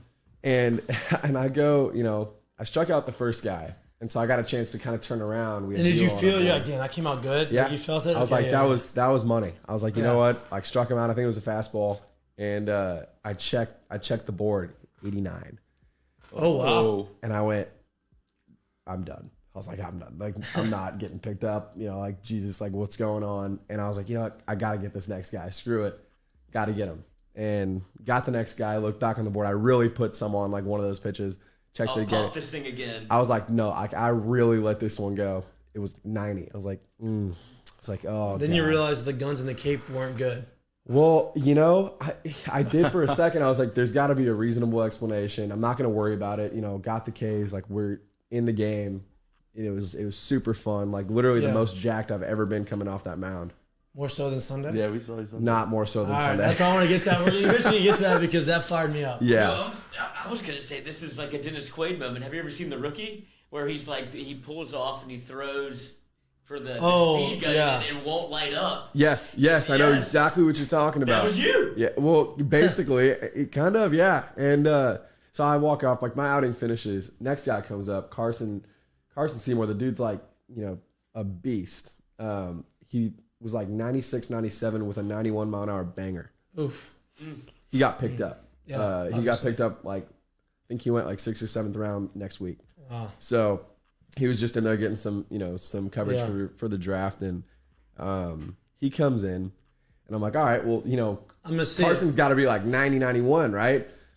First pitch, 96. Like, I'm dead. Oh, you're like, damn. So it's not the radar gun. No one was telling me a thing. They thought it was the funniest thing. They knew I was tripping a little bit, but like, I was still in the game. Like the guys were like, I could see a couple kind of laughing, and I was like, dude, this is bad. Yeah. We finished the game. I get home, and I actually got a call from the coach at Oregon, and he said, he had a couple scouts there, and that it was 95, 97. There we go. And I was like, one, that's like the hardest I've ever thrown. Never hit anything above 96. Never sat there or anything. And so I had found out the guys were messing with me a little bit. Someone accidentally like tapped the like radar stand or whatever, and then they fixed it right before the next guy came in. Oh, so it was off. But it was just a funny little. That's awesome. Tidbit from That's me. honestly, to be honest with you, that's probably that was actually probably better for you. Like, hey, you know what? I just gotta go worry about getting this guy out, and not worrying about how hard I'm throwing. That was probably better for you mentally, for sure. Yes. But dude, how much did you know you're like, I have to be throwing harder than this? Were you just like, dude, there's no way? I didn't like process it, so I was just like, it is what it is. I was just like, it is what it is. So then Oregon calls you. How did you end up at LSU? Like, what made you? Did you always like LSU? Did you know about LSU, or did Jay Johnson come to you and say, hey, I gotta have you? Because I know obviously he was at Arizona, so he may have been familiar with you. Did you ever play against him? Like, how did that come about? So he was probably running the gun, dude. He was like, I'm gonna get him done. I mean, like, I had started to learn about Jay as I watched the College World Series in my hotel room that month, and I watched those interviews. I watched his team play, and I had kind of texted a couple people in my family too, and like it was right before he got the LSU job too. I was like, man, it'd be really cool to play for this guy. He looks like Players love him. Really calm, composed. The team has a ton of fun. They take a picture after every game. I thought that was the coolest thing. Right. He brought that over here. Yeah, he did. He did, and we love that. Yeah. And really kind of started to get that in my head a little bit, but it kind of all came by chance. I threw that inning that night. The next morning was when I kind of got all the offers. The next morning. So one day. I woke up and then just like a bunch of calls. Wow, that's unbelievable. Yeah, so got a bunch of calls, and I was guns wrong, boys. my roommate was Cade Doughty. Oh, okay. So I borrowed Cade's some car. work. Yeah, a little bit. Okay. A little bit. He was like, I don't think he thought it'd even be like a thing. He didn't realize it kind of until, Coach Kelly and Jade called me. But I borrowed Cade's car to go to the gym, drive back, and as I'm driving back in his car, Coach Kelly calls. Meant to be. And he literally after 10, 15 seconds on the phone with him, I did not need to hear another conversation. I committed that. Damn. Night. Wow. So you like Coach? You like him? He's as awesome. a pitching coach. I've heard nothing but great things. I've met him a little bit. I know him a little bit. But he seems like he's awesome. It seems like I've been the bright spot, especially the back end of the bullpen. You in particular. What was his conversation to you? What did he tell you? Hey, we want you to be part of our anchoring our bullpen. We have a spot for you in the bullpen. Or did they say, hey, we want you to build up and be a starter? Did you have the option to do both? Or did they say ahead of time, hey, we're going to be out the pen? I think, first and foremost, Coach Kelly knows exactly how a pitching staff needs to be run. I mean, he's the best guy in the world to do it. He understands us. He understands what we're good at, what we're not good at, what, we have that's going to help us win.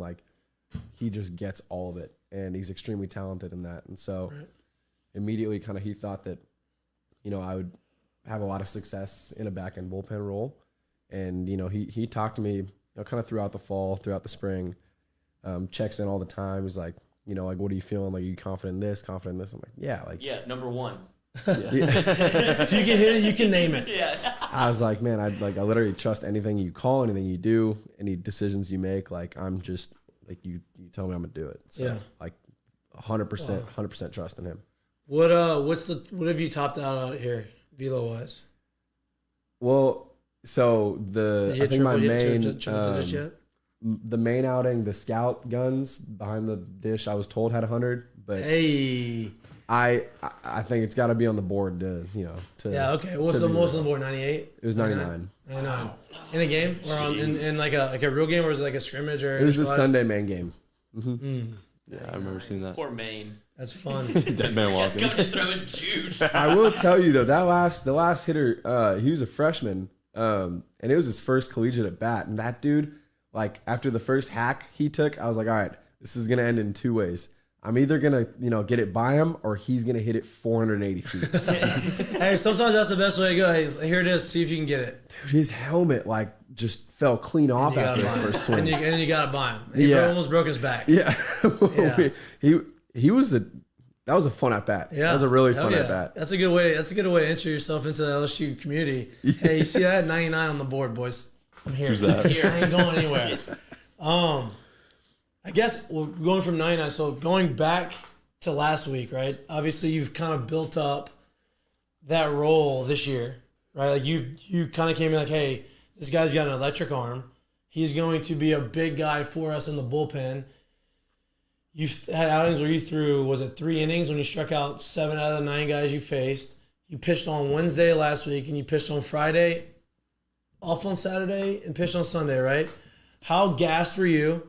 I guess, let me preface it by saying, when you had that on Sunday, when you had the bases loaded, and you K'd the guy and it said 92, I don't know what it was on the board on the thing, but on the TV, I wasn't in the game, on TV it said 92. And in my mind, it's damn, this guy's gassed. He's been pitching all week. He's not just throwing one inning. He's pitches, for some reason or another, maybe there was a bad play, a misplay or something, you had to throw extra pitches. But to go out there and nut up and say, you know what, I may not have my plus heater, but I'm just going to outcompete you and just beat you in the biggest moment of the game, to me, that showed a ton. So I don't know if you were gassed, but if you were, more props to you. And if not, what were you feeling in that moment? Yeah, it was a lot of fun. I mean, that's why I play. Like, yeah, no doubt. For me, that was the peak of just for your information, like we love that shit. The crowd loves that shit. That's like Baton Rouge, like that's what they want. Like they want you to show that you care, show the emotion, and not fake. Like real genuine adrenaline in the big moment, and that's what that was, and that was special. Yeah, I mean it was fun, and I kind of knew, like, you know, if there's a blue pit, like if there's, you know, something that don't go right or whatever it may be, it's like it's on us to be able to control that. Like, no doubt. You know, that's a part of pitching. It's a really big part of pitching, is to be able to deal with stuff that doesn't go your way. But I think that, you know, Coach Kelly came up and had that mound visit with me, and, you know, he asked me, he was like, "You're gassed." And he's like, "I know you're gassed." And I looked at him, I was like, I didn't confirm or deny. I didn't go, "No, I'm not gassed," but I didn't say, "Yes, I'm gassed." Like I went, "Take this I have ball enough from for my him." cold dead hands. I was like, "I have enough for him." And he was like, "You do?" I was like, "Yeah, I have enough for him." He's like, "All right, I'll go." He's yours. Let's go. And so I literally, like, I mean, I just did everything I could to take it out of, you know, a place that, you know, I had to dig a little deeper than normal to find. But for me, like, that's the most fun. That's what we prepare for. And, you know, if it leads up to moments like that, I'm excited to keep going. I promise you the moments are going to get bigger and bigger and more exciting, and you're going to be right in the middle of it, and I can't wait for it, because when you come in, so I feel like they treat you as the stopper, right? Like, whether you're closing a game in the 9th inning or you come in the 6th in a big moment, like that's kind of the new age way of using your best reliever, right? In the big leagues, Josh Hader comes in the 6th inning sometimes if the bases are loaded or guy on first and second. They assume that, okay, this is the moment right here. Like, this is basically the make or break moment for us. We need to put our best guy on the mound, get us out of that, stop it, and then bridge the gap, and then we'll be able to close it. I feel like that's kind of how they're using you. I don't know if you're going to evolve into just being a 9th inning guy, but I like that role for you, because to come in there and throw fucking cheese and say, "Hey, here it is, you can't hit it," and have that mentality and the competitive, like, I love to see that. I don't know if that's how they're planning on using you, or how you feel if that's how they're using you, but that's what it seems like to me. Yeah, I mean, the coolest part about this team and the pitching staff specifically is, like, we have 17 guys that could do exactly what I've did on Sunday. You know, the moments that a couple I've gone into, a couple Devin's gone into. You know, you've seen Paul in a couple of those. Sammy Dutton has been absolutely, you know, dealing. And so you have so many guys that have something specific to them that's special, that brings something, you know, that it changes hitters' eye levels. You know, like every single guy that we have, there's no similarities in pitching styles. Someone's got a banger, someone's got a fastball that, you know, has a little jump. You got Riley Cooper out there. Yeah. The dude's a gamer. Yeah, no doubt. No doubt. I love him when he's on the bump. No doubt. Like, that dude came in. I've seen you shirtless. I haven't seen him shirtless. I'll tell you this, like Saturday when he came out, after that inning, he had bases loaded, and he comes out and he was juiced. It was a double play. It was the double play that got him out of that bases loaded jam. And he got that play. And that guy is like the calmest guy off the field. You know, he's the most easygoing, the funniest dude. I bet. On the team. I mean, he's right on brand. What you see is what you get. That's exactly what I'll anticipate. He probably likes beer. Comical. What? Yeah. He doesn't drink. I don't think he's ever drank in his life. Okay, never mind. Oh, wow. What the But hell still is he right doing on brand there? minus that. Jesus. Funny guy Never for in his sure. life. Yeah, he's literally like everyone's favorite person. I mean, like, you won't find someone that has any problem with the guy. It's awesome. That's and awesome. So he comes out of that game, and normally, you know, he's calm, collected. He's just a gamer, and I'm like the first one out there with Grant Taylor to greet him after that inning. He grabs my right arm, and I swear he threw me like 15 feet, Really? like Big, out of strong, pure big, excitement. strong Like he was like, you know, he was like banging his chest, grabs, and he's like, yeah, throws me, and I was like, Jesus, man, this is like the only time I'm gonna be not mad that I just got absolutely tossed. Right. 15 feet. And I was like screaming, but like he grabbed my arm like that. That dude's got some strength. Damn. That's fun. I see him on the mound. I see what he's doing. Like, he has some bad luck early on in the year. So like numbers as a reliever, as a guy that doesn't have a ton of innings, like your numbers get inflated on like fluky games. Like I understand that, but he was nails on Sunday. He finished the game out. What is the message that Jay has given to y'all? Because to be honest with y'all could have easily been 3-0. Y'all could have been 0-3. Y'all could have been 2-1. Like there was Friday and Saturday game. I felt like y'all could have won. It slipped away. That happens. It happens. But I felt like Sunday y'all kind of flipped the switch and turned the corner. Y'all rallied. Y'all came in. The pitching staff kept the offense close, allowed the offense to score some runs, and y'all had shutdown innings. And that, to me, from a staff and a team, like that's the biggest thing is like, hey, y'all scored a couple. We'll get the boys back in the dugout. Y'all get back in there, score some more runs. We're going to shut them down again. And I feel like in the ninth inning, they made the 2 big defensive plays to kind of seal the game. And I think that's a big, big move coming into this weekend because you're going to go on the road, play in Gainesville. I hope y'all beat the shit out of Florida. But what is the message that Jay is giving y'all? You know, I think y'all are very, very close. I don't think that there's any reason to panic, obviously. I'm hoping that's what he's saying to y'all. Yeah, I mean, he had a couple conversations with us. I think the most meaningful one was Saturday after the game. And you won't find one guy on the team that disagrees with one thing that he says. Like after the games, during the games, in those talks, when he's mad at us, when he's happy with us, there's not one guy that goes, man, like that's BS or that's not right. Everyone is on the same page. And for that to be the case with, huge. Whether it's win or loss, I mean, for him to unify us like that and do it the way he does, he's best coach in college baseball, hands down. And that's, I'm telling you, it's going to be special because if this is the way that he deals and the team deals with just a little bit of adversity, we're going to bounce back in a pretty strong way. No doubt. Wow. No Don't worry doubt about on me mine. over here just putting a future. No doubt on mine. So I appreciate you coming. I can talk to you all day. I'm not going to keep you all day. I know you have practice tonight. I don't know what time you have to get to the field and do all your stuff, but I think if the boys have a couple questions, I don't know if y'all have anything specific y'all want to ask. If not, I'll keep asking questions. But No, I would say one thing. Just I was at the game Wednesday night. Whenever you came in and like they brought you in, like Mikey was saying, it's like you never know when exactly you're going to be used. But did you feel that whenever you came off the mound Wednesday, and like the crowd I was in that like that section where the bullpen is, and people were like pumping you up, and you gave like a little point to everybody, like fuck yeah, dude, like you gave that little juice even on the midweek game. Like, do you feel that love from Alex Box already, even though that's just we're barely into it yet? Like, do you know how special this place can be? He can speak to it more than I can, but like where you are and the moment you're going to be in, Alex Box is going to be something special, and I think you got just a little taste of it. But do you know how much it could be? Oh, no doubt. I mean, the people are incredible. Stories. The people are unreal. Like some of the stuff that I hear just when I'm sitting down in the bullpen, like everyone wants to have a conversation. Everyone's positive. There's no one that, like, for all the you have 65-year-old women that are still keeping books. Like they do. It's unbelievable. No, like the people are a different breed. I mean, everyone is in love with their baseball and just extremely supportive of the team. And this environment is, I mean, obviously it's new for me. But it's. But coming from where you came from, is this like not culture shock, but a little bit of a culture shock? Like, holy shit, they do care this much. Oh yeah. I mean, this is Major League Baseball. This is as close to Major League Baseball as you're gonna get. Yeah. Before you get there. Yeah, before he gets there. Yeah. And that's what I've been told. I mean, guys have said that, and literally until some AAA teams, but most big league teams, this is it. And it's special. I'm literally like just count my blessings every day. Like my biggest thing.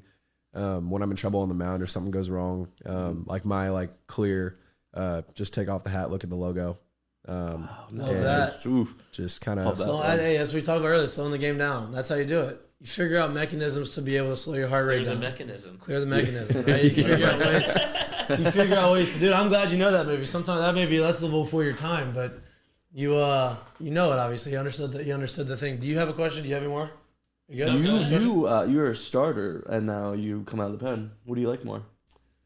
And they're both fun. I feel like they've both got their pluses. I mean, the pen definitely has a little more on it. Yeah. I think Into the fucking tank. The juice. I mean, especially with those 1 or 2 inning outings, to be able to just reach back and chuck every pitch is fun. It's really fun. No doubt. And starting I mean, some guys are able to do it where they do that every pitch and somehow they have gas, to last them 6-7.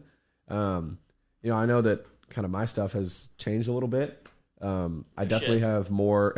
I definitely have more like more stamina, more ability, to last longer. So I don't know what it would be like if I was to extend a little bit. I think I'd probably have a little more in the tank, but I mean, relieving is fun. Do you prepare really mentally differently? That's a good question, Jackie boy. That's a good one. Yeah, I think I do. I think something that Coach Kelly and I have kind of talked about, works for me, or he thinks works for me, and I think he's right, even though sometimes I don't like to admit it, is, I'm best when I don't know when I'm pitching, when I don't have the time to get in my head a little bit. No radar guns. Think about it. No, I wouldn't worry about those anymore.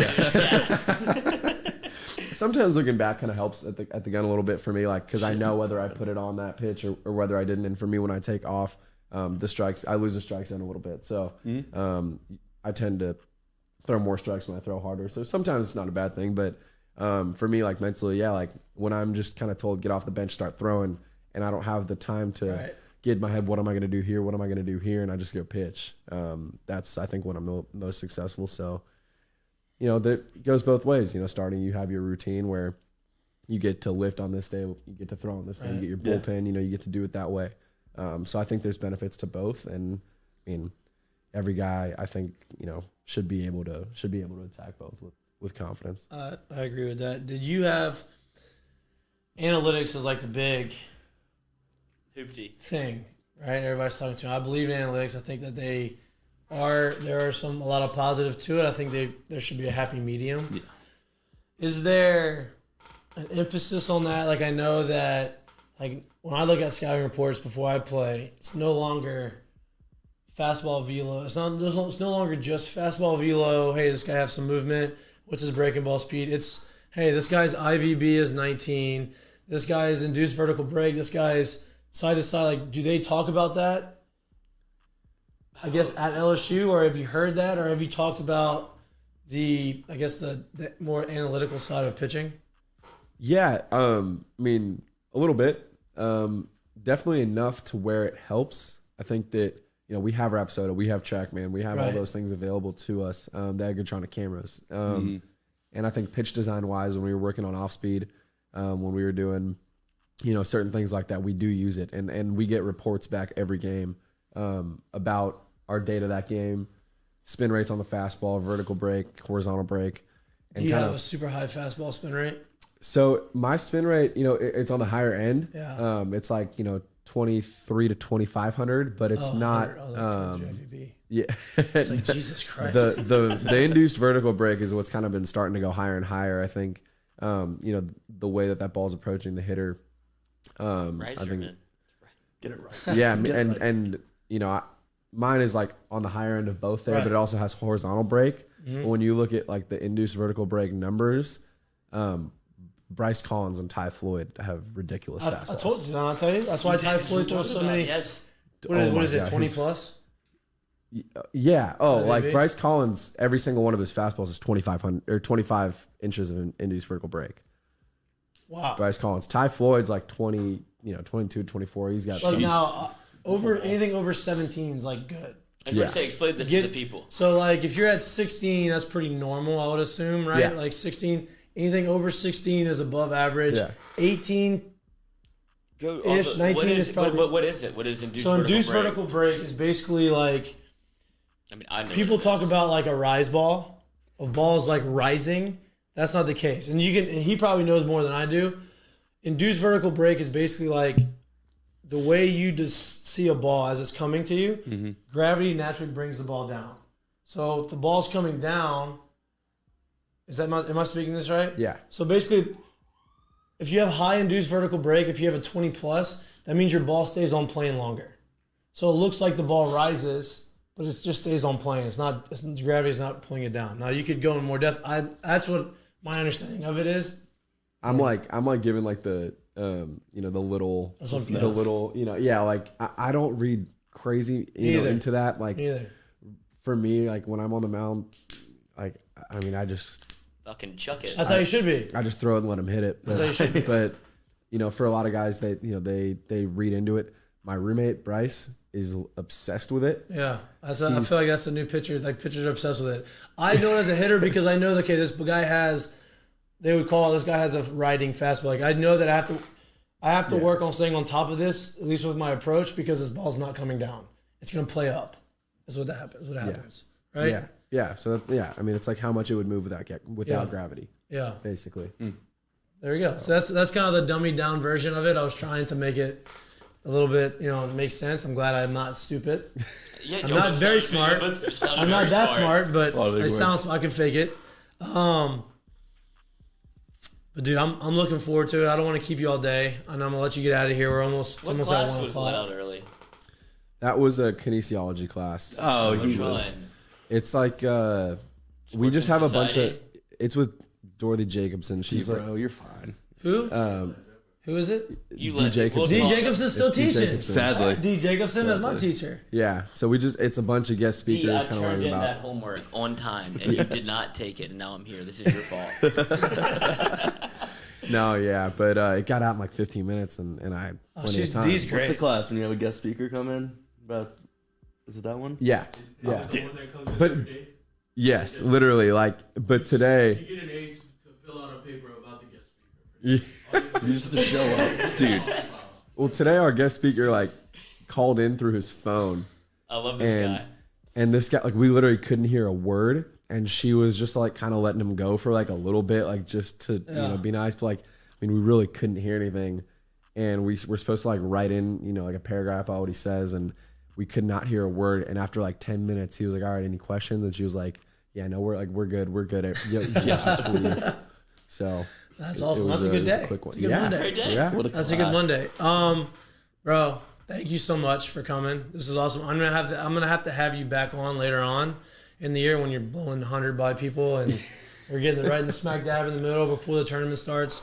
I don't know how much longer I'm gonna be here, but regardless, we're gonna have That's what video. I was gonna say 10 pitches. You versus Mikey. Well, I hope he throws me heaters. Well, I know he's gonna throw you heaters, but I'm just saying, what do you think success rate is?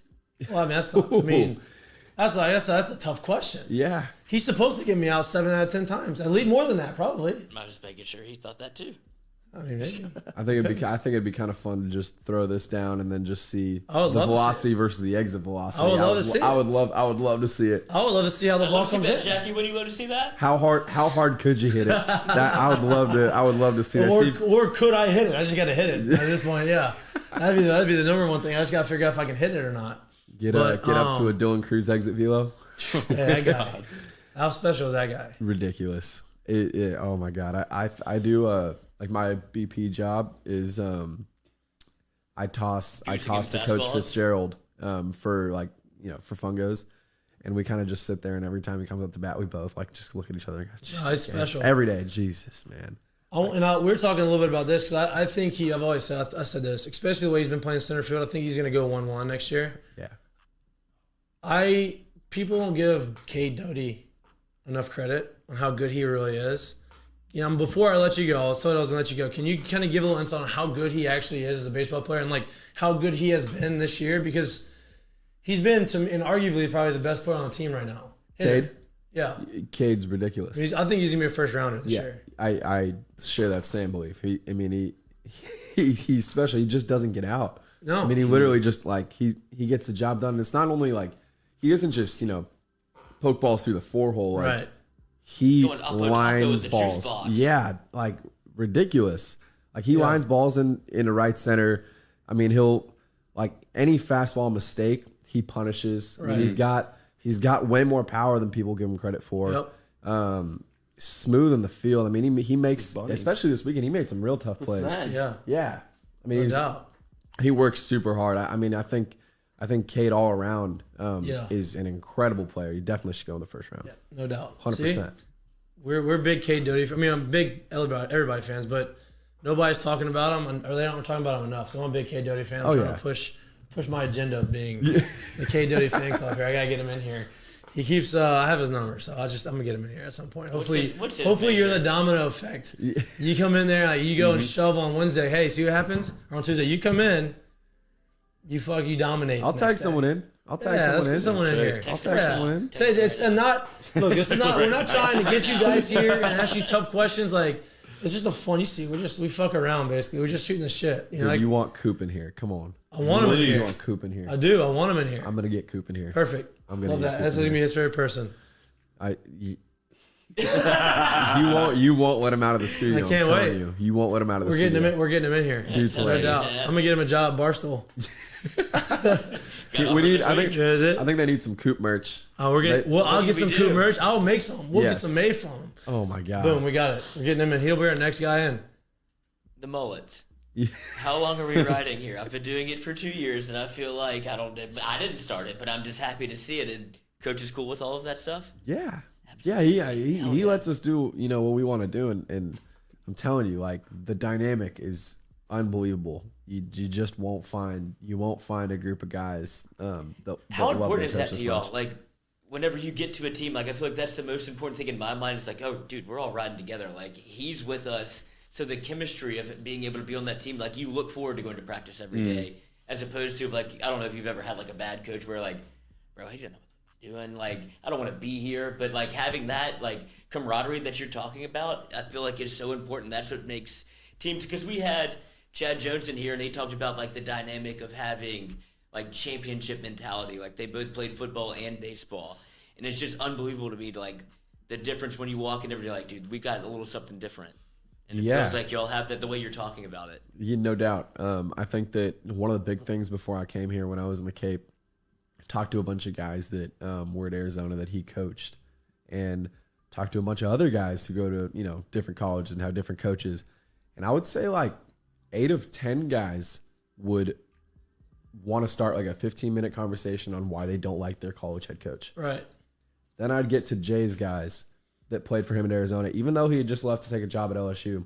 Those guys talked incredible about him. Right. Wow. And I didn't even tell them that, I was wanting to go there or had already committed. Like I just asked guys, blindly, guys who'd play, guys that, I'd see over there, and the results were crazy, and it spoke exactly to what he does. And I mean, you pair him with Coach Kelly, Coach Fitzgerald. I'm a big Coach Kelly guy. I told y'all he's great. He's a difference maker, Looks dude. good. He walks around like he's got a 10-foot dick. He's literally like he's more fun. He's more fun to talk to than some teammates. Like he's literally like A guy. the funniest dude, like the coolest guy, the most personable. I think the most personable coach you're gonna find in college. He's so funny. He gets so it. funny. He understands it. I mean, his cousin is Kelly, the pitcher. He pitches in Korea. Yes. Yeah. So Yeah. he knows it. He's been around it. Like It is his cousin. He's he gets it. So I mean, I can see it. I Savvy talk to sold him. And I can separately. savvy sold separately. You like that? Yeah. It took a little bit. That landed. I like that one. Landed. I like that. All right, dude. I'm gonna let you go. I don't want to keep you. I know you gotta get to the field. Got some stuff going on. Definitely want to have you back on at some point down the road. Let us get Coop on here. No doubt. Put a good word in for I us. will. Say, hey, these guys are fun. We're not trying to do anything crazy. We're just trying. I want to give you guys a voice. I want you guys to talk, know y'all's story, and so people can kind of be a little bit more connected to y'all. But I'm gonna let you get out of here. How bad does And, turf stink at Ruston? Don't answer that question. Answer it. We're gonna be back in 30 seconds. I'm gonna get Eric out of here, and then we will be back and shut down the show. Appreciate it, guys. You're watching Mik'd Up, brought to you by Sterling Automotive. Nails.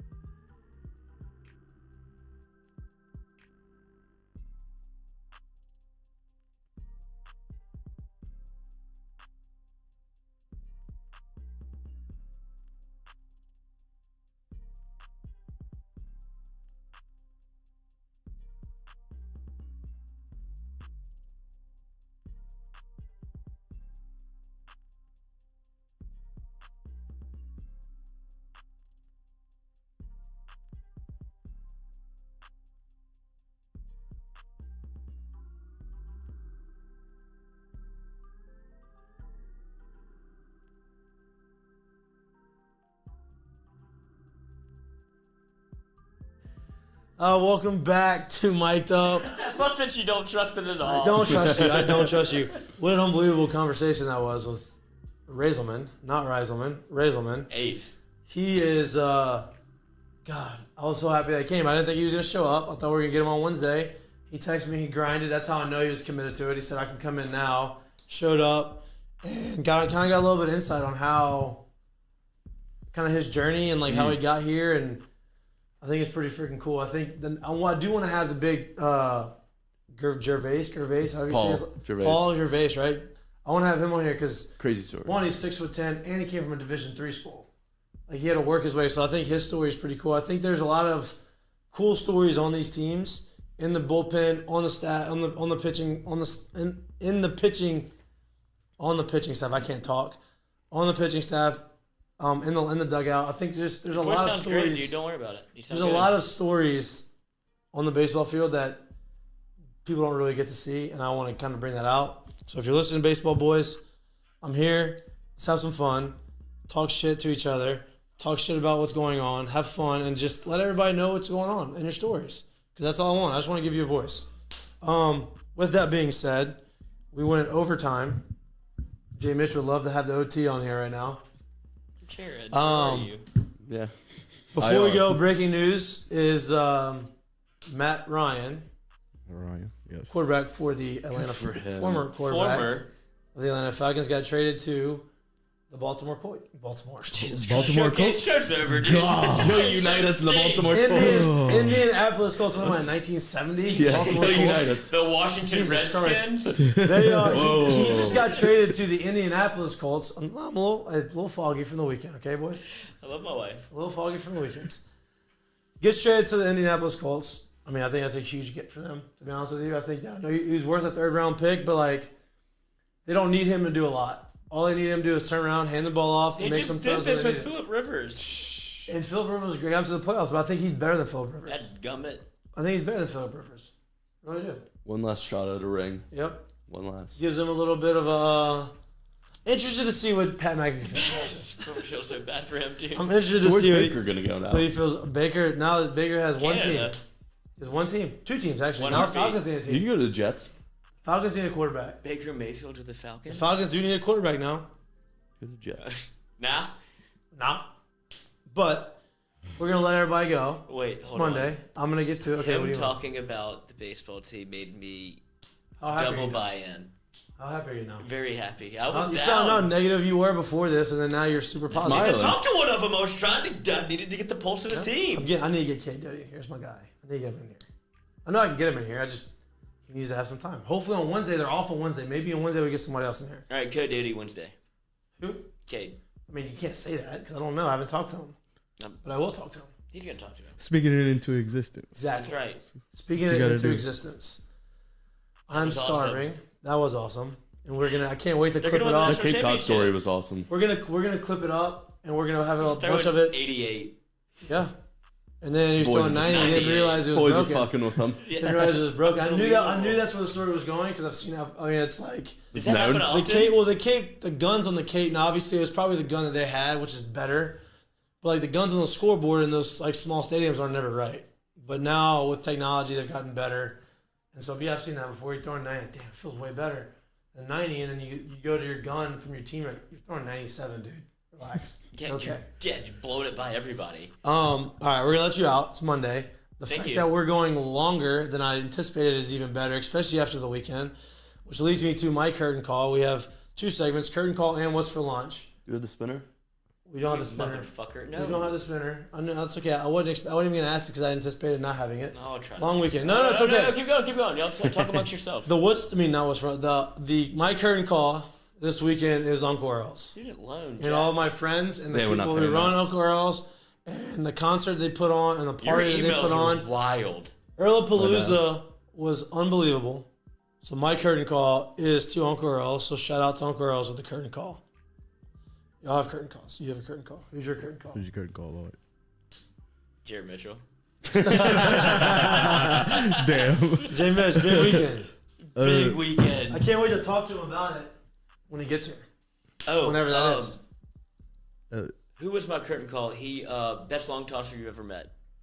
Joey Bourgeois. Joey Bourgeois was my curtain call. Yep. That guy was the POS system was out at Uncle Earl's and he did not care. Nope. No. He said 100, 200, 300. How much for Red Bull vodkas? And I was like, I don't He know was ready. you, but thank you. He was ready. He was ready. He was ready. you My got? curtain call is my best friend from high school, Jacob Abear. He had a kid last week. There we go. Shout out to On Jacob. St. Patty's Day. Feeling lucky. St. Patty's Feeling Day. Had lucky. a daughter. You might be doing the same thing in 9 months from now. Relax, bro. I don't. You don't know what happened. Looks like me. Kid looks just got? like me. I'm gonna do the opposite of a curtain call. I'm gonna call it the ref for calling the technical Okay. on that dunk. On the dunk. That was bullshit. That was a bullshit call. I don't understand. It's always a ref show.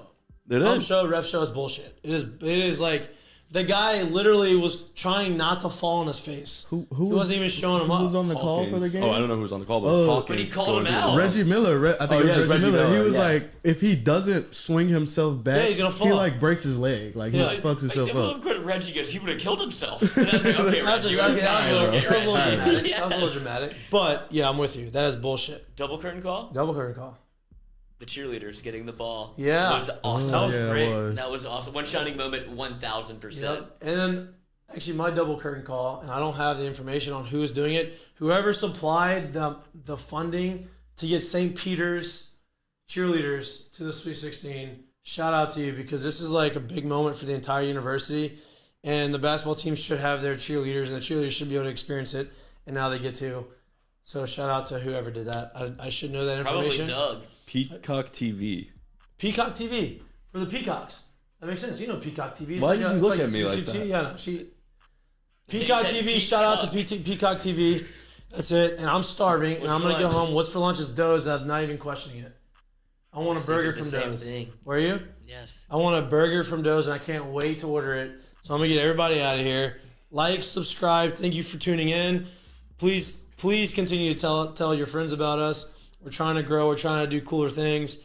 We are on all podcasts, Apple, Spotify. Like, subscribe, share it, tell your friends. We're here Monday, Wednesdays, and now Fridays from Earl's. Looks like we're probably going to be Fridays at Earl's BG. coming up. We got some things cooking in the works. We got some cool videos. A lot of merchandise is getting made as we speak. Maybe not necessarily as we speak, but it's getting made, and we will have it here. We'll have the store. You can buy it. We're trying to grow, and I appreciate y'all being a part of it. You've been watching. This is Mik'd Up.